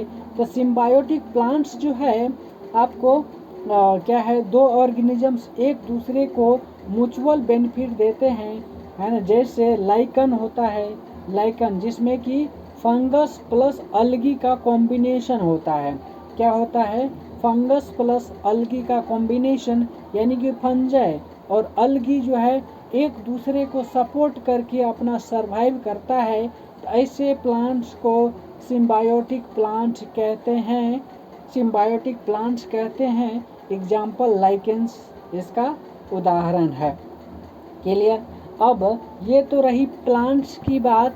अब हम बात करेंगे न्यूट्रिशन इन एनिमल्स में, nutrition in animal. Clear. Nutrition in animal में अब समझिए इसको, न्यूट्रिशन इन एनिमल्स। यहाँ क्या होता है कि एनिमल्स में न्यूट्रिशन हमेशा हेट्रोट्रॉफिक होता है। क्या होता है, क्योंकि जो एनिमल्स है, ठीक है, वह खुद खाना प्रिपेयर नहीं होता है, वह जो है किसी न किसी के ऊपर डिपेंडेंट रहता है, समझे। तो उसको हम कहेंगे हेट्रोट्रॉफिक प्लांट्स। एनिमल्स खुद खाना नहीं बनाता है, वह बाहर से फूड लेता है, समझे। तो इसको हम कहते हैं क्या, आपका क्या कहते हैं, हाँ हेट्रोट्रॉफिक, राइट। क्या कहेंगे, हेट्रोट्रॉफिक। अब समझिए यहाँ जो है होलोजोइक न्यूट्रिशन होता है, समझे। क्या होता है, होलोजोइक न्यूट्रिशन, जिसमें क्या होता है, ये मोस्ट कॉमन वर्ड है, समझे। जिसमें क्या है कि ऑर्गेनिजम्स फूड को क्या करता है, इंजेस्ट करता है, समझे, डाइजेस्ट करता है और एब्जॉर्ब करता है। तो that is called holozoic nutrition. Most common है और ऑर्गेनिजम्स फूड को क्या करता है, इंजेस्ट करता है पहले, फिर डाइजेस्ट करता है और फिर जाके क्या करता है, एब्जॉर्ब करता है। तो ये चीज़ है होलोजोइक न्यूट्रिशन। क्लियर है, क्या है, होलोजोइक न्यूट्रिशन, राइट। उसके बाद जो है हम बात करेंगे सेप्रोफाइटिक न्यूट्रिशन की। तो सेप्रोफाइटिक न्यूट्रिशन जो होता है डेड ऑर्गेनिक, एक तरह से कह सकते हैं डेड ऑर्गेनिक मैटर को एब्जॉर्ब करके न्यूट्रिशन लेता है, समझे। मतलब समझे, जो डेड ऑर्गेनिक मैटर है उसको क्या करता है, एब्जॉर्ब करता है, समझे। एब्जॉर्ब करने के बाद न्यूट्रिशन उससे लेता है। जैसे जैसे कुछ वर्म्स होता है, ठीक है ना। कुछ वर्म्स जो होता है वो सेप्रोफाइटिक न्यूट्रिशन लेता है। मतलब एक तरह से समझ लीजिए जो भी डेड ऑर्गेनिक मैटर है उसको ऑब्जर्व करके वहाँ से जो है न्यूट्रिशन प्राप्त करता है। तो एग्जांपल वर्म्स लिख दीजिए, ठीक है। क्या है, वर्म्स, जो भी कीड़े मकोड़े होते हैं, है ना, जो कि मिट्टी के अंदर इस टाइप से सड़े गले चीज़ों पे ऐसा करके, है ना, ये है। फिर जो है पैरासाइटिक न्यूट्रिशन होता है। क्या होता है, पैरासाइटिक न्यूट्रिशन, जिसमें क्या होता है कि होस्ट पर डिपेंड होके न्यूट्रिशन लेता है। किस पर, होस्ट पर डिपेंड होके न्यूट्रिशन लेता है। एग्जाम्पल देखिए, टेप वर्म्स हो गया, प्लाज्मोडियम हो गया, ये सब जो है आपका पैरासाइटिक न्यूट्रिशन है। क्या है, पैरासाइटिक न्यूट्रिशन। क्लियर है। अब बात करेंगे न्यूट्रिशन इन ह्यूमंस। अब ये तो हो गया बाकी ऑर्गेनिजम्स। अब ह्यूमंस की जब बात करेंगे, ह्यूमंस के अंदर किस टाइप से होता है, ये चीज़ को समझिए, ठीक है। Nutrition in humans, humans nutrition एक क्या है, स्टेप वाइज प्रोसेस है जो एलिमेंट्री कैनाल में होता है। किसमें, एलिमेंट्री कैनाल में होता है। अब देखिए इसका स्टेप जो है ना अलग अलग होता है, समझे। स्टेप्स जैसे इंजेशन एक प्रोसेस है, इंजेशन जो है क्या है, एक तरह का प्रोसेस है जिसमें क्या होता है, फूड जो है माउथ में हम लेते हैं, माउथ के थ्रू जो है फूड को इंडल्ज करते हैं, है ना। फिर जाके ह्यूमन जो है माउथ में टीथ और टंग और सेलेवरी ग्लैंड्स के मदद से उसको क्या करता है, उसको जो है टुकड़े टुकड़े में वो कर देता है, मतलब तोड़ देता है, ठीक है। फिर जो है टीथ के भी अलग अलग टाइप्स होते हैं, है ना, और अलग अलग टाइप्स का टीथ जो है अलग अलग फंक्शंस करता है। जैसे इंसाइजर जो है आपको कटिंग का काम करता है, मतलब जैसे आप खाना खाते हो तो उसको कटिंग करना होता है ना, तो इंसिजर्स करता है। और दूसरा है कैनाइंस, कैनाइंस जो है जैसे मान के चलिए क्या होता है कि किसी को फाड़ने का काम होता है, जैसे मान के चलिए टीयरिंग का जो काम होता है कैनाइंस का होता है। क्या होता है? टीयरिंग का काम कैनाइंस का होता है। ऐसे ही प्री मोलर एंड मोलर होता है जो कि ग्रिंड करता है। जैसे मान लीजिए आपने क्या किया, खाना को काटा, मतलब खाना को तोड़ा, फिर जाके आप वो जो जबड़े पीछे का होता है दांत, ठीक है, अंदर का, उससे क्या होता है, उसको ग्रिंड करते हो ना, ठीक है। तो ये जो है प्री मोलर और मोलर का फंक्शन ग्रिंडिंग करने का होता है। क्लियर है? अब देखिए सलाइवा होता है जो कि सेलेवरी ग्लैंड से सिक्रीट होता है। Saliva salivary glands saliva secrete करता है। इसमें सेलेवरी एमाइलेज एंजाइम होता है जो क्या करता है, स्टार्च को शुगर में तोड़ता है, शुगर में बदल देता है। क्लियर है? तो ये चीज़ है। उसके बाद जो इतना सारी चीज़ होने के बाद, ये तो हो गया आपका माउथ का प्रोसेस। किसका हो गया? माउथ के अंदर इतना सारे चीज़ होता है।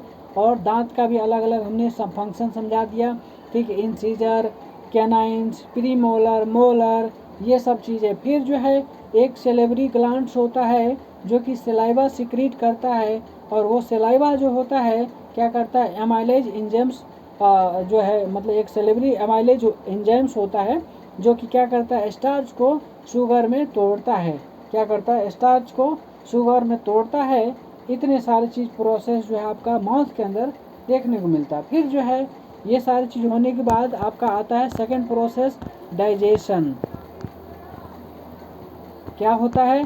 डाइजेशन। आपने मुंह से अंदर ले लिया, ठीक है, आपको खाना को जो है अंदर ले लिया। अब वहाँ क्या होगा, डाइजेशन का प्रोसेस स्टार्ट होता है।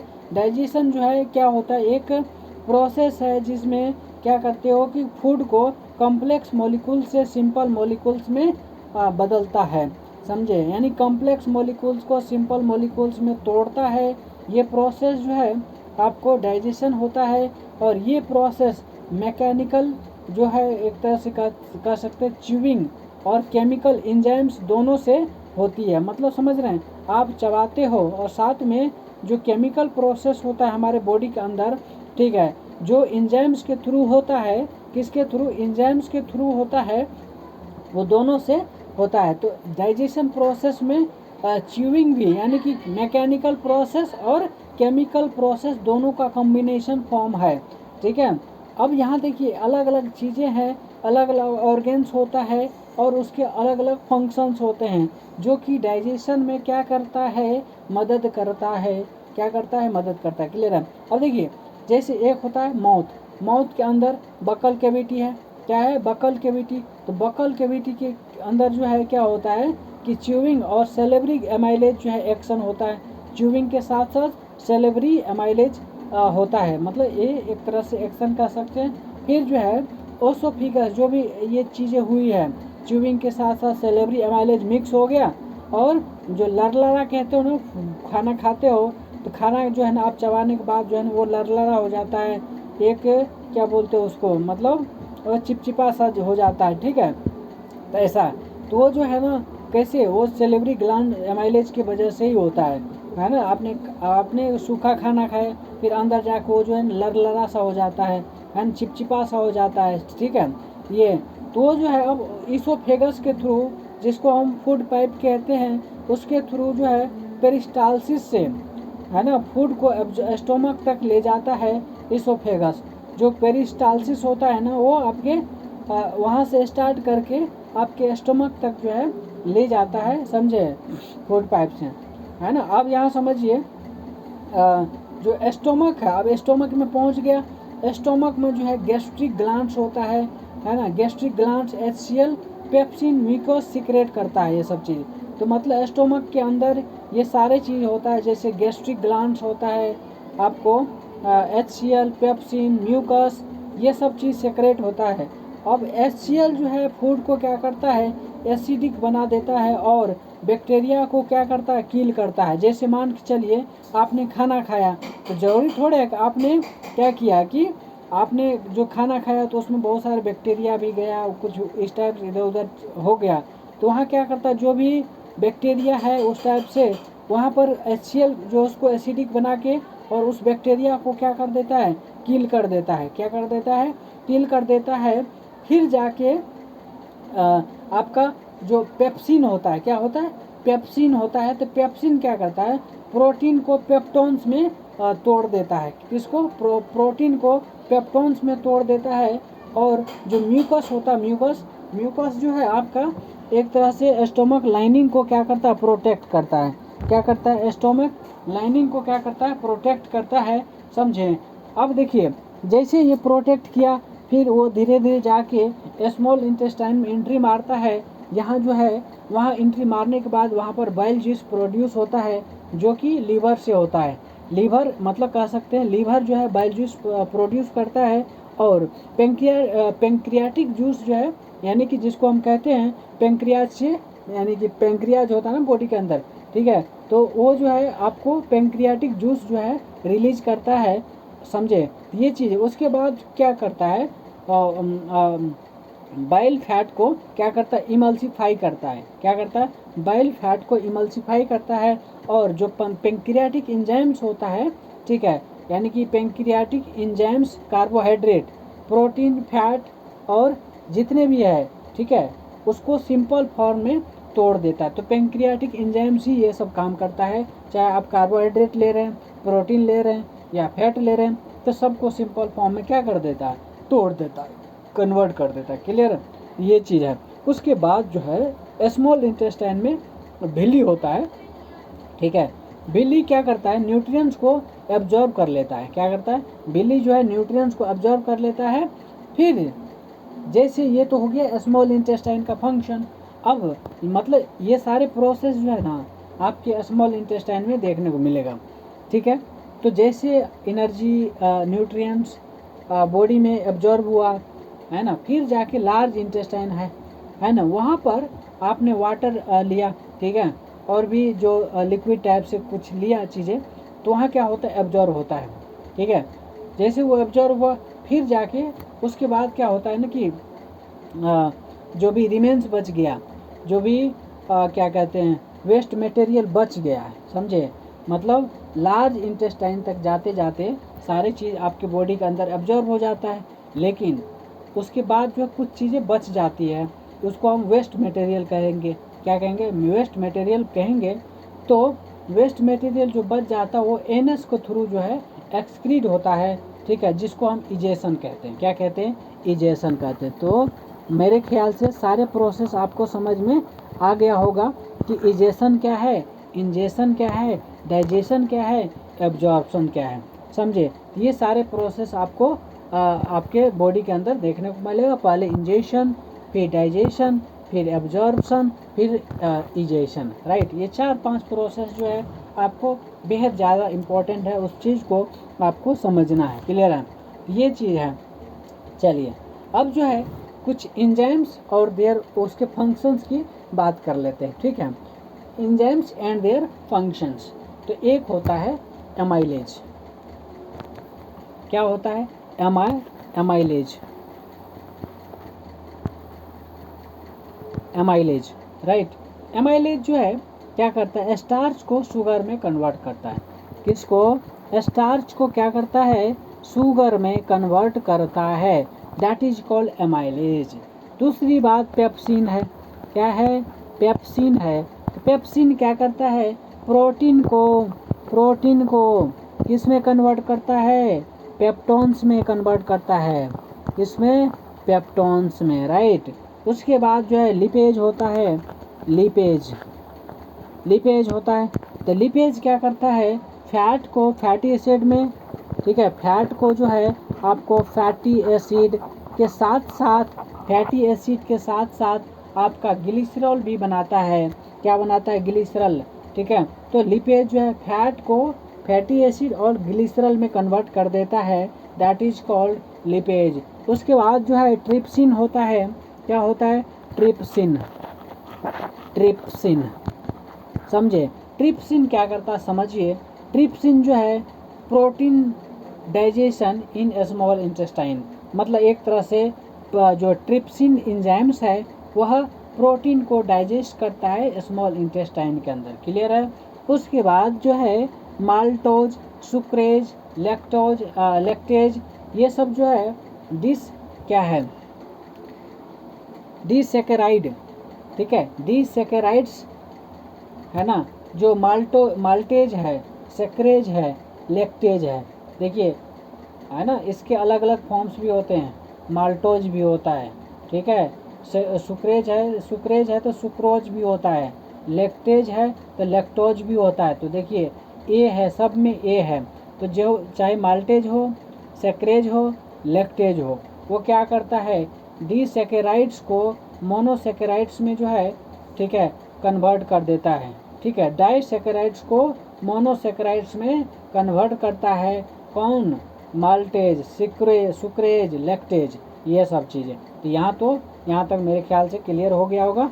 और यहाँ अगर किसी तरह का प्रॉब्लम्स है then let me know, then I will resolve your problems, right.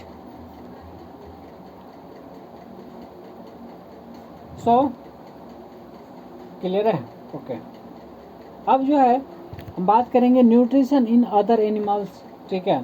तो देखिए एक होता है रूमिनेंट्स, नाम सुना है रूमिनेंट्स, जिसको हम क्या कहते हो, जुगाली कहते हो, जो गाय भैंस करते हैं ना, ठीक है, जुगाली, हाँ, जो गाय भैंस जिसके पास होगा उसको पता है ना। रूमिनेंट्स जो है आपका एक तरह से जुगाली कह लीजिए, है ना, जो गाय और मतलब जो गाय भैंस जो करते हैं, ठीक है। तो ये जो है स्पेशल रूमेन होता है, जो क्या करता है, सेलुलोज डाइजेस्ट करता है। जो रूमेन है ना, रूमेन क्या है, रूमेन जो है आपका सेलुलोज डाइजेस्ट करता है। तो देखिए सेलुलोज डाइजेस्ट, आप समझिए इसको, सेलुलोज जो है ना हर चीज़ नहीं कर सकता है। जैसे ह्यूमन बॉडी का आपने देखा सारे एंजाइम्स वगैरह, amylase, pepsin, lipase, trypsin, maltase, sucrase, lactase, ये सब सारी चीज़ देखा। तो ये जितने भी है वो क्या कहते हैं, सेलुलोज को डाइजेस्ट नहीं कर सकता है। तो उसके लिए जो है जितने भी गाय भैंस है उसके अंदर क्या होता है, रूमेन होता है, ठीक है। रूमेन एक एंजाइम है जो कि सेलुलोज को क्या करता है, डाइजेस्ट करने का काम करता है। और ये एनिमल के अंदर देखने को मिलेगा, किसके अंदर, एनिमल के अंदर देखने को मिलेगा। तो ये चीज़ क्लियर है, समझे कि नहीं समझे। तो ये चीज़ जो है आपको ध्यान रखना है। अब देखिए जो रूमिनेंट्स है एक स्पेशल रूमेन में क्या करता है, डाइजेस्ट करता है। और जैसे अमीबा है, तो अमीबा के अंदर जो है सूडोपोडिया से जो है फूड इंजल्ब करता है। सूडोपोडिया मतलब जो फिंगर लाइक स्ट्रक्चर होता है, और एक फॉल्स ऐसा है, जैसे मान के चलिए अमीबा है, अमीबा क्या करता है कि जो फिंगर लाइक स्ट्रक्चर है ना, फॉल्स फिंगर लाइक स्ट्रक्चर, तो शेप मतलब फॉल्स शेप कह लीजिए, तो क्या करता है, जैसे मान के चलिए उसका जो फूड जो है आसपास आता है तो उसको क्या करता है, अंदर लेके उसको अंदर दबा देता है, ठीक है। तो दैट इज कॉल्ड, मैं इसको फिगर बना रहा हूँ, जैसे ऐसा करके, ऐसा है, ऐसा फिगर है, मान के चलिए एक यहाँ पे इसका फूड आया, तो फूड को क्या किया, अंदर ले लिया और इस टाइप से जो है बना लिया, ऐसा करके बना लिया। ये इसके अंदर फूड आ गया और इधर से पीछे से क्या कर देगा, दबा देगा उसको। तो दबाने के बाद जो है ये चिपक जाएगा, तो ये इसके अंदर आ गया, जो इसके अंदर आएगा, ठीक है, तो वो तो उसके अंदर आ गया, वो बाहर नहीं निकल पाएगा, ठीक है। जैसे बाहर अंदर चला गया वो धीरे धीरे उसको डाइजेस्ट कर जाता है। तो अमीबा में ऐसे ही प्रोसेस होता है, अमीबा के अंदर इसी टाइप से प्रोसेस होता है। तो अमीबा में जो है सूडोपोडिया होता है, और सूडोपोडिया से फूड इंडल करता है, क्लियर है। अब जो है इसको एक होता है पारामेशियम जो है सीलिया होता है, जो कि फूड कलेक्शन में हेल्प करता है ना। पारामेशियम में क्या होता है, सीलिया होता है, जो कि हेयर लाइक स्ट्रक्चर होता है, जो कि फूड कलेक्शन में क्या करता है, फूड कलेक्शन में हेल्प करता है, क्लियर है। ये चीज़ है, यहाँ तक क्लियर है। चलिए अब जो है कुछ चीज़ें आपको याद रखना, फोटोसिंथेसिस का रॉ मटेरियल CO2 H2O, ये सब चीज़ें। फोटोसिंथेसिस का साइट जो है क्लोरोप्लास्ट है।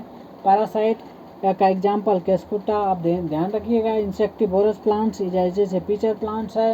ह्यूमन डाइजेशन का मेजर साइट कहाँ है, स्मॉल इंटेस्टाइन।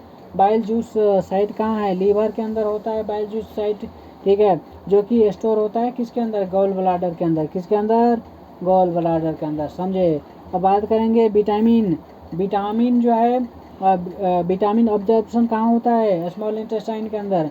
सेलुलोज डाइजेशन कहाँ होता है, रुमेन के अंदर, जो कि रुमेन्स में पाया जाता है। रुमेन्स मतलब जो एनिमल्स वगैरह होता है, गाय भैंस जो है, तो सेलुलोज डाइजेशन हमारे अंदर नहीं होता, बल्कि रुमेन दैट इज रुमिनेंट्स के अंदर होता है।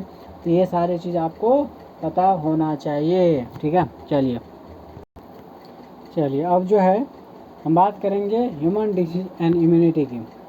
तो देखिए डिजीज का जो है ये एबनॉर्मल कंडीशन ऑफ बॉडी होता है, जो नॉर्मल फंक्शनिंग को क्या कर सकता है, डिस्टर्ब करता है। तो ये है डिजीज, मतलब एक तरह से समझ लीजिए एबनॉर्मल कंडीशन ऑफ बॉडी जो नॉर्मल फंक्शनिंग को डिस्टर्ब करता है, ठीक है, उसको हम डिजीज कहेंगे। जब हमारा शरीर नॉर्मल काम नहीं करता है, वीकनेस, पेन या एबनॉर्मल सिम्टम्स आते हैं, तो हम कहते हैं कि हमें डिजीज हो गया है, समझे। ये चीज़ें हैं। अब देखिए ह्यूमन डिजीज़ को हम दो मेन कैटेगरी में डिवाइड करते हैं, ठीक है। एक है कम्युनिकेबल डिजीज, क्या है, एक है आपका कम्युनिकेबल डिजीज,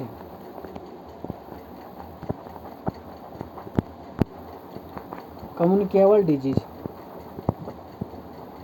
क्या है। दूसरा है आपका non communicable disease, non communicable disease, right, ये है। अब देखिए जो कम्युनिकेबल डिजीज है, जैसे इन्फेक्शस, एक पर्सन से दूसरे तक जो है फैलता है, इसको हम कम्युनिकेबल डिजीज कहेंगे। मतलब इन्फेक्शस के थ्रू जो है, ठीक है, एक दूसरे से फैलता है। दूसरा है नॉन कम्युनिकेबल डिजीज, यानी इन्फेक्शंस नहीं होता है, समझे, इन्फेक्शंस नहीं होता है, लाइफ स्टाइल या डिफिशेंसी से होता है ये चीज़ें, ठीक है। अब देखिए कम्युनिकेबल डिजीज जो है, ये डिजीज एक पर्सन से दूसरे तक जो है पैथोजन्स, ठीक है, पैथोजन्स यानी वायरस, बैक्टीरिया, फंजाई, प्रोटोजोआ, हेलमिन्थस के थ्रू जो है फैलता है। किसके थ्रू, वायरस के थ्रू, बैक्टीरिया के थ्रू, फंजाई के थ्रू, प्रोटोजोआ के थ्रू, हेलमिन्थस के थ्रू जो है एक दूसरे से फैलता है। ये तो हो गया कम्युनिकेबल डिजीज। अब देखिए अलग अलग जो पैथोजन्स है, पैथोजन्स, ठीक है, तो ये है जैसे बैक्टीरियल डिजीज। तो जैसे बैक्टीरियल डिजीज क्या क्या है, ट्यूबरक्यूलोसिस, टीबी है, ठीक है, ये बैक्टीरियल डिजीज ही है ना। टीबी जो है आपका, इसमें पैथोजन्स जो है माइकोबैक्टीरियम ट्यूबरक्यूलोसिस, क्या है, माइकोबैक्टीरियम ट्यूबरक्यूलोसिस, पैथोजन के द्वारा जो होता है उसको माइकोबैक्टीरियम ट्यूबरक्यूलोसिस कहेंगे। अफेक्ट जो है किसको करता है, लंग्स को करता है एंड खास करके जो पुलमोनरी टीबी है ना, तो पुलमोनरी टीबी के अंदर जो है लंग्स इफेक्ट होता है। और सिम्टम्स कैसे पता चलेगा ये कि टीबी हुआ है, तो परसिस्टेंट कफ होता है, ब्लड इन स्पर्टम, ठीक है, और वेट लॉस होना स्टार्ट होता है। तो समझ जाइएगा कि आपको जो है ट्यूबरकुलोसिस टीबी का सिम्टम्स है, समझे। फिर जो है ट्रांसमिशन एयरबॉर्न है ना, जैसे ड्रॉपलेट इन्फेक्शन के थ्रू है ना, तो ये ट्रांसमिट होता है। फिर प्रिवेंशन कैसे करेंगे, जो है बीसीजी वैक्सीन जो है इसके लिए है, जिसके थ्रू जो है इसको आप प्रिवेंट कर सकते हैं। उसके बाद जो है टाइफाइड, क्या है, टाइफाइड, टाइफाइड। अब देखिए टाइफाइड जो है इसमें पैथोजन जो है कौन सा है, साल्मोनेला टाइफी है, क्या है, साल्मोनेला टाइफी। और इफेक्ट जो है इंटेस्टाइन होता है, और सिम्टम्स जो है बीमार रहना इस टाइप से, समझे, ठीक है ना। अफेक्ट किसको करेगा, इंटेस्टाइन को करेगा। सिम्टम्स कैसे पता चलेगा कि जब फीवर रहे, हाई फीवर रहे, एब्डोमिनल पेन रहे, रोज स्पॉट्स ऑन बॉडी, ठीक है, इस टाइप से जब भी दिख जाए समझ जाइएगा कि आपको टाइफाइड का सिम्टम्स है, ठीक है। फिर ये ट्रांसमिशन कैसे होता है, कंटामिनेटेड फूड के थ्रू, वाटर के थ्रू, इन सब चीज़ के थ्रू जो है टाइफाइड का आपको देखने को मिलेगा, ठीक है। तो ये सब चीज़ हमेशा इस चीज़ से बचिए, कंटामिनेटेड फूड या फिर कंटामिनेटेड वाटर, ये सब जो भी है तो इन सब चीज़ों से हमें अवॉइड करना चाहिए। फिर टेस्ट जो है वाइडल टेस्ट कर के थ्रू जो है इस चीज़ को पता कर सकते हैं। फिर आता है कोलेरा, ठीक है। कोलेरा के अंदर जो है पैथोजन जो होता है विब्रियो कोलेरा होता है। कौन सा? Vibrio cholera. और इफेक्ट जो है स्मॉल इंटेस्टाइन को करेगा। सिम्टम्स जो है सीवियर डायरिया देखने को मिलेगा, डिहाइड्रेशन, राइस वाटर स्टूल, ठीक है, ऐसा। तो जब भी ये सब चीज़ें दिखे समझ जाइएगा आपको कोलेरा का सिम्टम्स है ना। और चाहे वो सीवियर डायरिया हो या फिर डिहाइड्रेशन हो या राइस वाटर स्टूल हो, क्लियर है। तो ये चीज़ आप देखिए ट्रांसमिट कैसे होता है, तो कंटामिनेटेड वाटर के थ्रू आपको कोलेरा देखने को मिलेगा, कंटामिनेटेड वाटर के थ्रू, ठीक है। प्रिवेंट कैसे करेंगे? जैसे आप ORS ले सकते हैं, हाइजीन का मेंटेन कर सकते हैं, फिर वैक्सीनेशन के थ्रू जो है इसको आप कर सकते हैं, क्लियर है। अब जो है ये चीज़ जो है क्लियर। अब जो है डायप्थेरिया के अंदर जो है, जैसे डायप्थेरिया जो होता है आपका पैथोजन जो है इसमें कॉर्नी बैक्टीरियम डायप्थेरिया, ठीक है। क्या है? कॉर्नी बैक्टीरियम डायप्थेरिया, समझे। तो ये जो है पैथोजन का नाम है, आपको ध्यान रखना है, कॉर्नी बैक्टीरियम डायप्थेरिया, राइट। अफेक्ट किसको करेगा? थ्रोट को करेगा, रेस्पिरेटरी ट्रैक्ट को करेगा। तो ये जो डायप्थेरिया है अफेक्टेड जो है आपका है थ्रोट है, रेस्पिरेटरी ट्रैक्ट है, ये सब चीज़ें। फिर जो है सिम्टम्स ये है sore throat and breathing difficulty, क्या है? सॉर थ्रोट, ब्रीदिंग डिफ़िकल्टी, ये सब चीज़ें। फिर प्रिवेंशन जो है DPT वैक्सीन्स, क्या है? DPT वैक्सीन्स, होपिंग, ये हो गया, क्लियर। तो प्रिवेंशन आप DPT वैक्सीन्स के थ्रू कर सकते हैं। उसके बाद जो है होपिंग कफ होता है,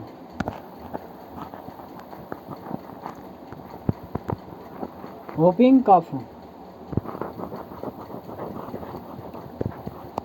कफ जिसको हम पर्टूसिस कहते हैं, क्या कहते हैं? पर्टूसिस, ठीक है। होपिंग कफ मतलब पर्टूसिस। अब देखिए यहाँ जो है पैथोजेंस है ना, बोर्डेटेला पर्टूसिस, ये है आपका पैथोजन।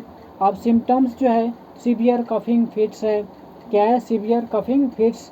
फिर प्रिवेंशन जो है DPT वैक्सीन के थ्रू कर सकते हैं, किसके थ्रू? DPT वैक्सीन के थ्रू कर सकते हैं, ये चीज़ें हैं। अब देखिए उसके बाद जो है वायरल डिजीज होता है, क्या होता है? वायरल डिजीज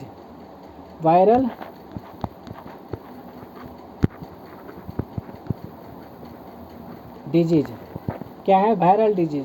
अब समझिए जो वायरल डिजीज है ये आपको कॉमन कोल्ड, जैसे इसमें हो गया कॉमन कोल्ड हो गया, क्या हो गया? Common cold.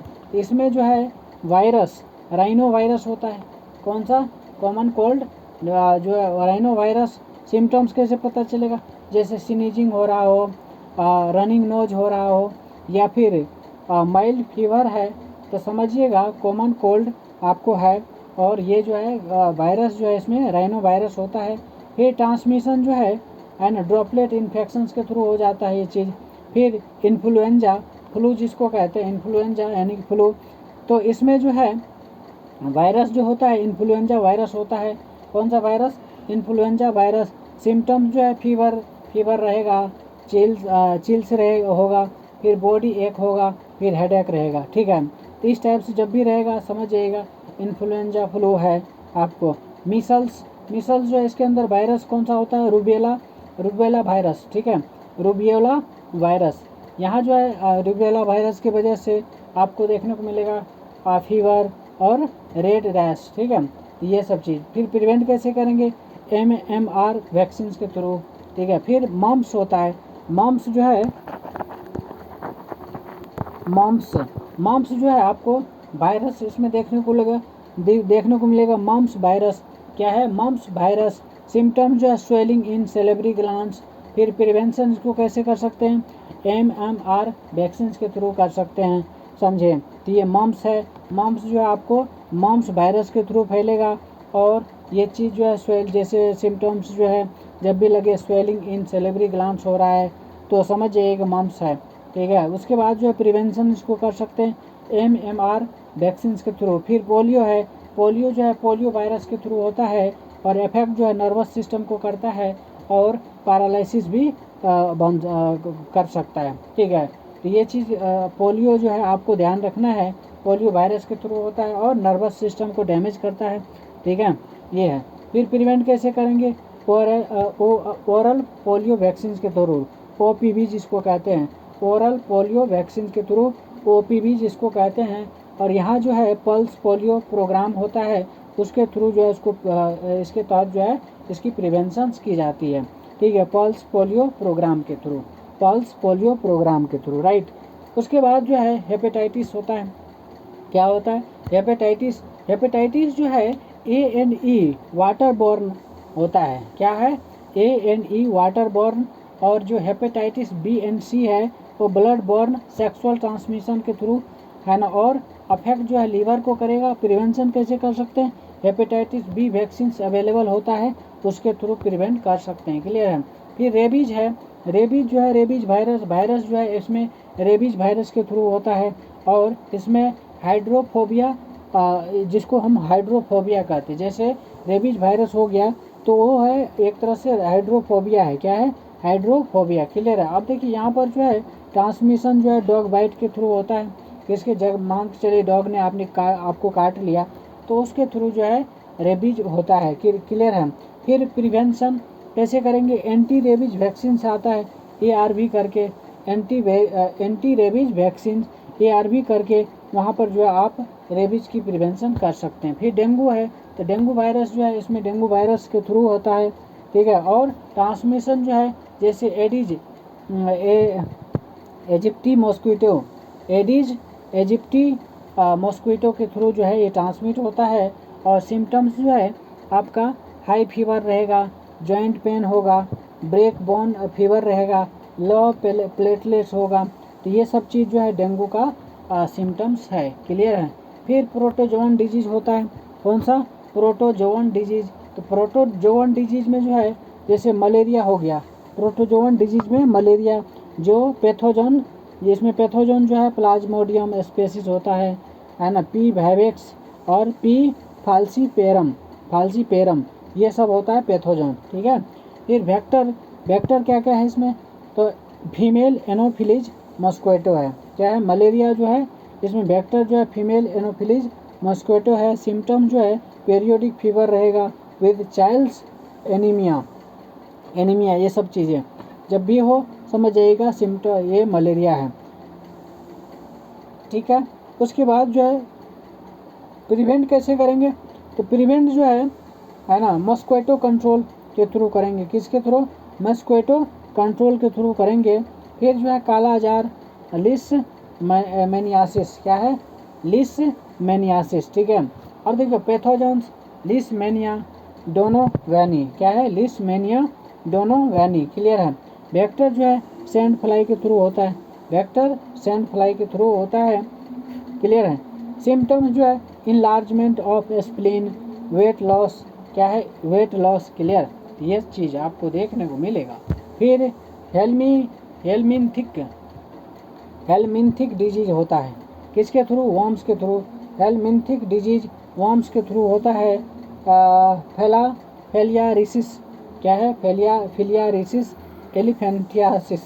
एलिफेंटियासिस। ठीक है, जिसको हम जो है यहाँ पर वुचेरिया, ठीक है, वुचेरेरिया बेनक्रॉफ्टी मस्किटो बॉर्न होता है। स्वेलिंग इन लेग्स, तो ये जो है फिलियारिसिस जिसको हम एलिफेंटियासिस कहते हैं, है ना। और ये Wuchereria bancrofti mosquito borne swelling in legs, ये सब के वजह से हेलमिंथिस डिजीज होता है। ठीक है, फिर एस्केरियासिस जो है एस्केरियासिस लिम्ब्रिकोइडस यानी कि राउंड वर्म्स, एब्डोमिनल पेन। क्या है? एब्डोमिनल पेन, जिसमें वीकनेस आपको देखने को मिलेगा। ठीक है, चलिए अब जो है नॉन कम्युनिकेबल डिजीज़ है। क्या है? नॉन कम्युनिकेबल डिजीज़, जैसे ये डिजीज़ एक पर्सन से दूसरे में जो है नहीं फैलता है, तो उसको हम नॉन कम्युनिकेबल डिजीज़ कहेंगे। जैसे इसमें डिफिशियंसी डिजीज़ है, डिफिशियंसी डिजीज़ जैसे vitamin A deficiency, night blindness हो जाता है, विटामिन डी डिफिशियंसी रिकेट्स होता है, विटामिन सी की वजह से scurvy, vitamin B1 deficiency beri, iron deficiency anaemia, metabolic और लाइफस्टाइल डिजीज भी होता है। मेटाबॉलिक और लाइफस्टाइल डिजीज जैसे डायबिटीज मेलिटस जिसमें कि इंसुलिन डिफिशियंसी की वजह से होता है, इंसुलिन डिफिशियंसी की वजह से होता है जिसमें हाई ब्लड शुगर, ठीक है, ये हो जाता है। क्लियर है? तो इसको हम कहेंगे डायबिटीज मेलिटस। फिर हाइपरटेंशन जो जिसमें हाई बीपी होता है and cancer, uncontrolled cell division, मतलब जब सेल डिवीजन का अनकंट्रोल हो जाना, ठीक है, तब जाकर कैंसर होता है। ये सब जो है मेटाबॉलिक और लाइफस्टाइल डिजीज का क्या है, कारण है। ठीक है, ये है। तो कैंसर भी अनकंट्रोल्ड सेल डिवीजन की वजह से होता है। क्लियर? कैंसर किसके वजह से होता है? Uncontrolled cell division. ठीक है, अब बात करते हैं इम्यूनिटी की। किसकी? इम्यूनिटी की। अब देखिए इम्यूनिटी की अगर बात करें,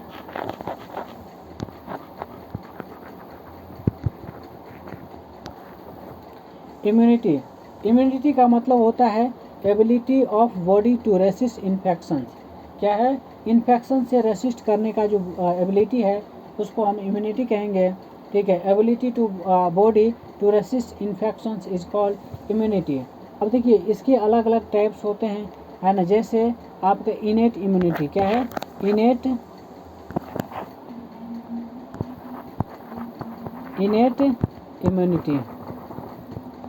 इम्यूनिटी। दूसरा है आपका एक्वायर्ड इम्यूनिटी। क्या है? Acquired immunity. इनेट इम्यूनिटी जो है बर्थ से प्रेजेंट होती है। किससे होती है? बर्थ से प्रेजेंट होती है। Natural defence, skin, tears, mucus, ये सब जो है नेचुरल डिफेंस है।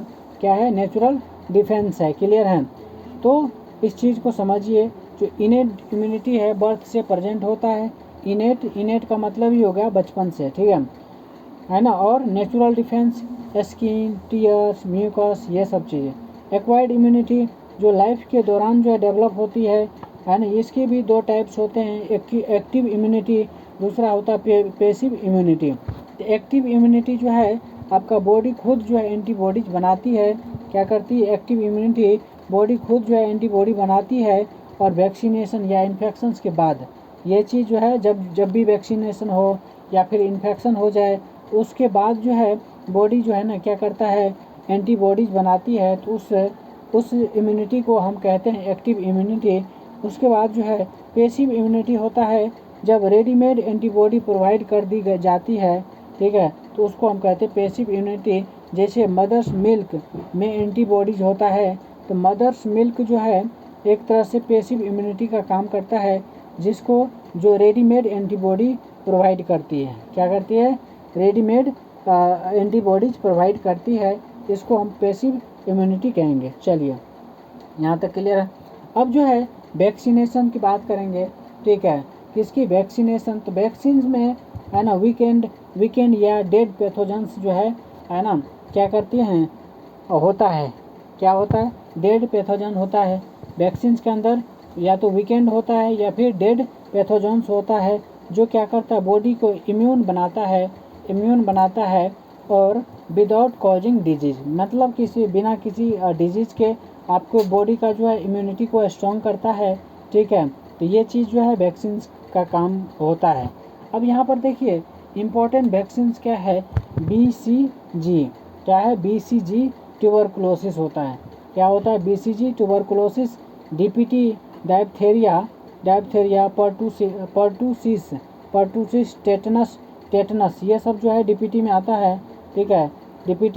ये फिर MMR, measles, mumps, rubella. MMR में measles, mumps, rubella. OPV oral जो है पोलियो वायरस, पोलियो। ठीक है, ये तो ये सब चीज़ जो है ज़रूरी है। फिर जो है एलर्जी जो है, एलर्जी एक क्या है, ओवर एक्शन होता है ना इम्यून सिस्टम का हार्मलेस सब्सटेंस, है ना पर, जैसे पोलन, डस्ट, ये सब चीज़ हो गया। ये सब क्या है? एलर्जी है। क्या है? एलर्जी है।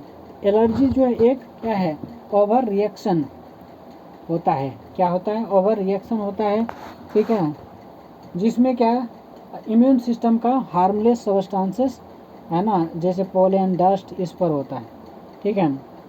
अब देखिए एड्स जो है acquired immunodeficiency syndrome, acquired immunodeficiency syndrome, जिसमें virus HIV, human immunodeficiency virus क्या है, human immunodeficiency virus effect जो है इम्यून सिस्टम को वीक कर देता है, इफेक्ट जो है इम्यून सिस्टम को क्या कर देता है, वीक कर देता है। ट्रांसमिशन ब्लड के थ्रू, सेक्सुअल कॉन्टैक्ट के थ्रू, मदर टू चाइल्ड के थ्रू, ये होता है एड्स, ठीक है। फिर प्रिवेंशन कैसे कर सकते हैं, सेफ प्रैक्टिस, ब्लड स्क्रीनिंग, ये सब चीज़ जो है हमें इन सब चीज़ों से बचना चाहिए, ठीक है। टीबी के लिए vaccine BCG, typhoid test, viral test, फिर dengue vector Aedes aegypti mosquito, फिर malaria vector female Anopheles mosquito, rabies prevention ARV anti rabies vaccine, vitamin C deficiency, scurvy, HIV virus, AIDS cause, ठीक है। ये सारे आपको पता होना चाहिए। अब जो है बायोटेक्नोलॉजी एंड एप्लीकेशंस की बात करेंगे, जिसमें जितने भी लिविंग ऑर्गेनिजम्स है, सेल है, एंजाइम्स है और जेनेटिक मटेरियल है, ठीक है, उसका यूज, ठीक है, यूज देखेंगे, उसका एप्लीकेशन देखेंगे, है ना। और ये जितने भी मटेरियल है, मतलब genetic material to produce products and process useful for humans, ठीक है। तो देखिए सिंपल शब्दों में अगर कहा जाए तो टेक्नोलॉजी वो साइंस है जो बायोलॉजी प्लस टेक्नोलॉजी का कॉम्बिनेशन है। क्या है, बायोलॉजी प्लस टेक्नोलॉजी का कॉम्बिनेशन है।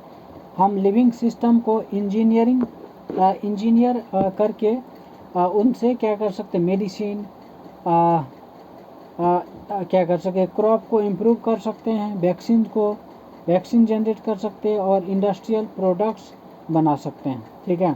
तो ये चीज़ जो है आपका टेक्नोलॉजी का कमाल है। फिर प्रिंसिपल ऑफ बायोटेक्नोलॉजी की अगर बात करें, प्रिंसिपल ऑफ बायोटेक्नोलॉजी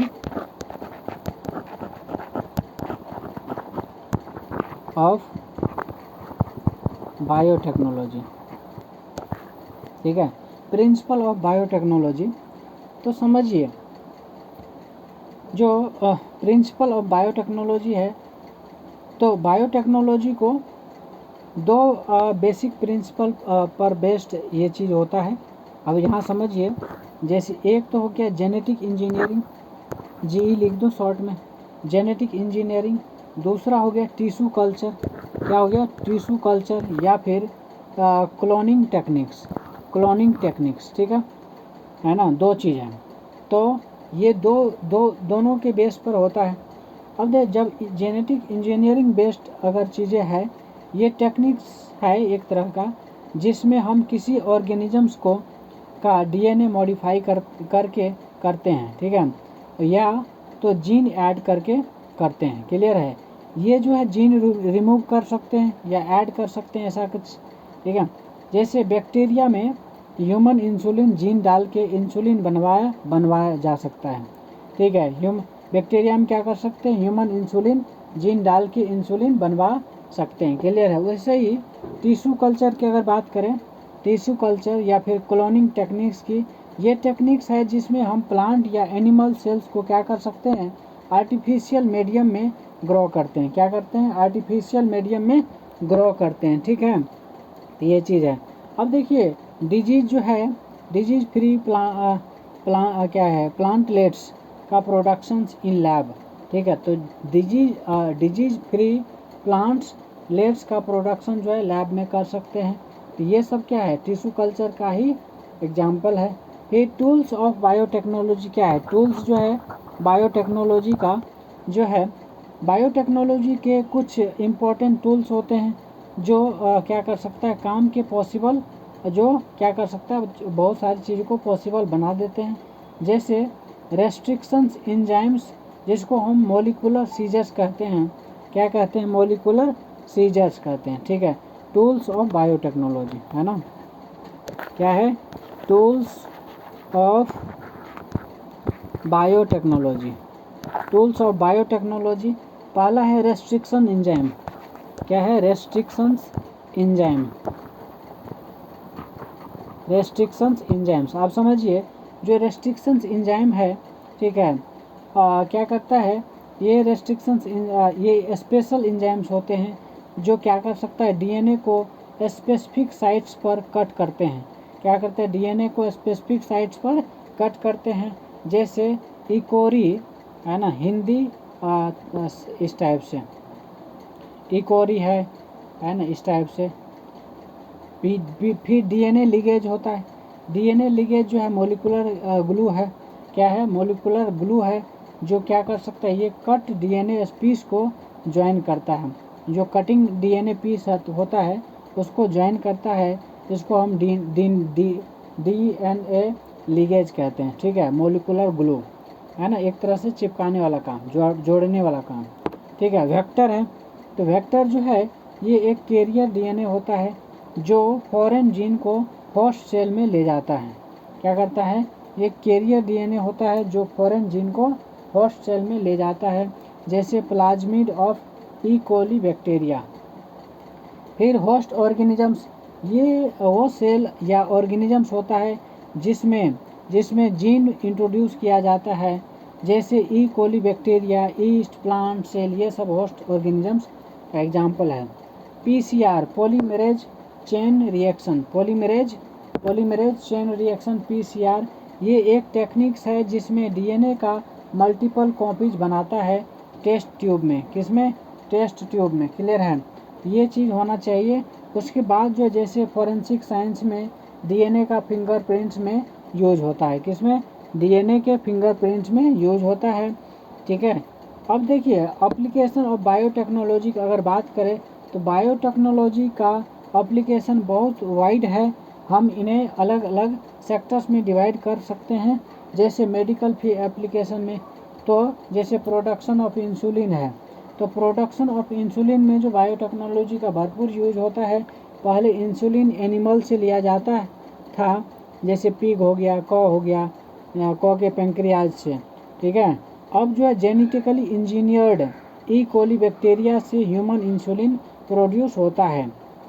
ठीक है, ह्यूमन इंसुलिन प्रोड्यूस होता है, जिसे रिकॉम्बिनेशन इंसुलिन बोलते हैं। क्या बोलते हैं, जिसे रिकॉम्बिनेंट इंसुलिन बोलते हैं। जे ऐसे ही जो है जीन थेरेपी के अंदर जो है मेडिकल एप्लीकेशन देखने को मिलेगा, जैसे जेनेटिक डिसऑर्डर, जैसे एडीए डिफिशिएंसी में नॉर्मल जीन को पेशेंट के सेल्स में इंट्रोड्यूस करके उसको सही किया जा सकता है।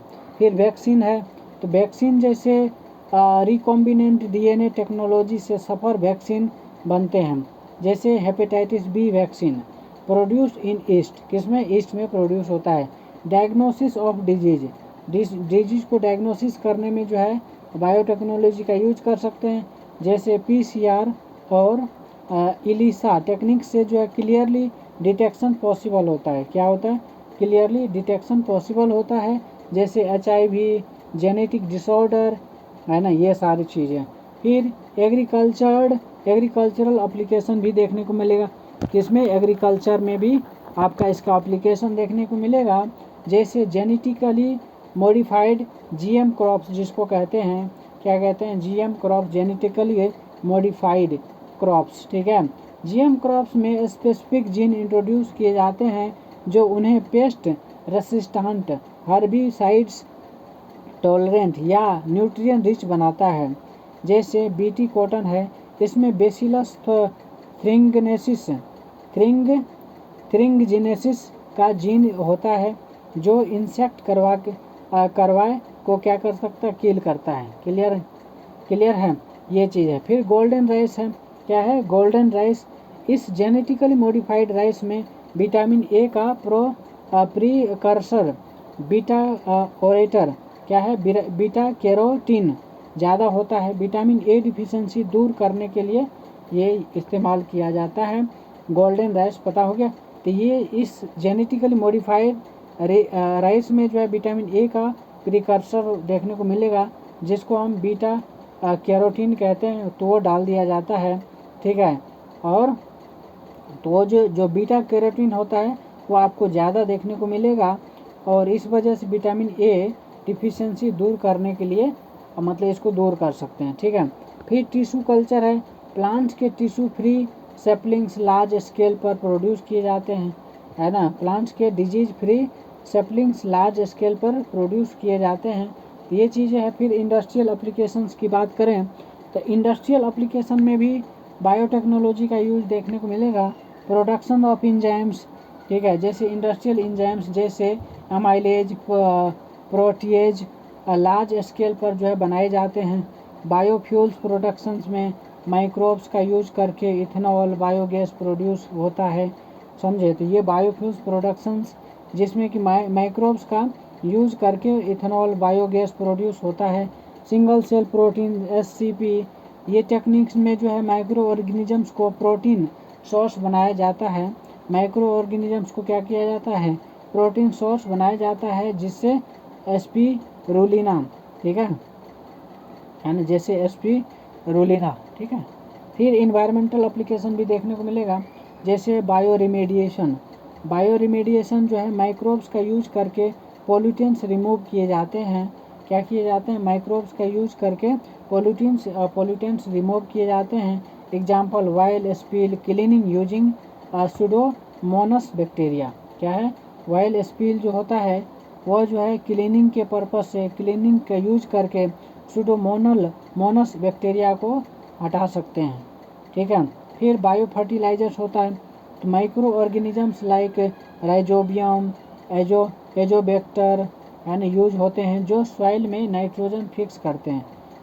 क्या है, राइजोबियम और एजोबैक्टर जो है यूज करके जो है हम सॉइल में नाइट्रोजन फिक्स करते हैं। फिर बायोसेप्टिक, बायोपेस्टिसाइड्स, क्या है, बायोपेस्टिसाइड्स है नेचुरल माइक्रोब्स बेस्ड पेस्टिसाइड्स, जैसे बीटी टॉक्सिन। क्या है, बीटी टॉक्सिन है, क्या है, जैसे बीटी टॉक्सिन, ये चीज़ें हैं। अब देखिए फॉरेंसिक एप्लीकेशन अगर देखने को मिलेगा तो DNA फिंगरप्रिंटिंग। क्या है, DNA फिंगरप्रिंटिंग, जैसे क्राइम इन्वेस्टिगेशन में सस्पेक्ट आइडेंटिफाई करने के लिए यूज होता है। क्या होता है, सस्पेक्ट आइडेंटिफाई करने के लिए यूज होता है। Paternity test disaster victim identification में भी काम आता है, क्लियर है, तो ये चीज़ है। फिर इथिकल इशू इन बायोटेक्नोलॉजी। क्या है, ethical issue in biotechnology. Biotechnology के साथ कुछ इथिकल कंसर्न्स भी होते हैं। GMO सेफ्टी, जैसे GM क्रॉप्स का इम्पैक्ट जो एनवायरनमेंट और ह्यूमन हेल्थ पर भी पड़ता है। क्लोनिंग डिबेट्स होता रहता है, जैसे डॉली शिप का जो है क्लोनिंग एक कंट्रोवर्शियल टॉपिक रह गया, ठीक है, बन गया मतलब, ठीक है। बायो इथिक, जेनेटिक डाटा का क्या है, मिसयूज, है ना, प्राइवेसी इशूज होता है, ठीक है। बायो इथिक्स, जेनेटिक डाटा का मिसयूज भी हो जाता है, पायरेसी इशूज रहता है। Indian achievement in biotechnology. क्या है, Indian achievement in biotechnology, national dairy development programmes, operation flood, white revolutions में बायोटेक्नोलॉजी का रोल रहता है। क्या है, वाइट रिवॉल्यूशन में बायोटेक्नोलॉजी का रोल देखने को मिलेगा। BT कॉटन, इंडिया का फर्स्ट कमर्शियल GM क्रॉप्स। क्या है, इंडिया का फर्स्ट कमर्शियल GM क्रॉप्स है। Serum institute of India world का लार्जेस्ट वैक्सीन प्रोड्यूसर है। Serum institute of India world का लार्जेस्ट वैक्सीन प्रोड्यूसर है। DBT, डिपार्टमेंट ऑफ बायोटेक्नोलॉजी 1986 में जो है इस्टेब्लिश हुआ था, और बायोटेक्नोलॉजी को प्रमोट करने के लिए काफ़ी ज़्यादा हेल्पफुल है, ठीक है। ये सारी चीज़ है, आपको ध्यान देना है, ठीक है। अब देखिए father of genetic engineering Paul Berg है। क्या है, फादर ऑफ जेनेटिक इंजीनियरिंग जो है आपका पॉल बर्ग है। Father of Indian green revolution MS Swaminathan. क्या है, father of Indian green revolution MS Swaminathan है। First GM crops in India BT cotton. क्या है, first GM crops in India BT cotton है। Dolly sheep cloning year 1996 by Ian Wilmut, ठीक है। PCR full form जो है polymerase chain reaction, PCR polymerase chain reaction. Golden rice vitamin A enriched rice है। क्या है, vitamin A enriched rice clear है। उसके बाद जो है कुछ चीज़ें आपको ध्यान रखना है। मेडिकल यूज जो है ना, मेडिसिन बनाने में काफ़ी यूज होता है, जैसे इंसुलिन, वैक्सीन, जीन थेरेपी, ये सब चीज़ें। फिर एग्रीकल्चर यूज भी होता है ना, जैसे फसलों को मजबूत बनाने में हेल्प करता है ना, बीटी, कॉटन, गोल्डन राइस, ये सारी चीज़ें। इंडस्ट्रियल यूज है, फैक्ट्री में काम आने वाले प्रोडक्ट्स, इंजाइम्स, बायोफ्यूल्स, ये सब। फिर इन्वायरमेंटल यूज, सफाई में हेल्प जो है ये चीज़ है। फिर bioremediation, biofertiliser sorry, ठीक है, ये चीज़। तो ये सारी चीज़ आपको एप्लीकेशन के रूप में देखने को मिलेगा बायोटेक्नोलॉजी का। क्लियर है। तो ये आई थिंक सब क्लियर हो गया होगा। क्लियर है। चलिए, thank you so much everyone.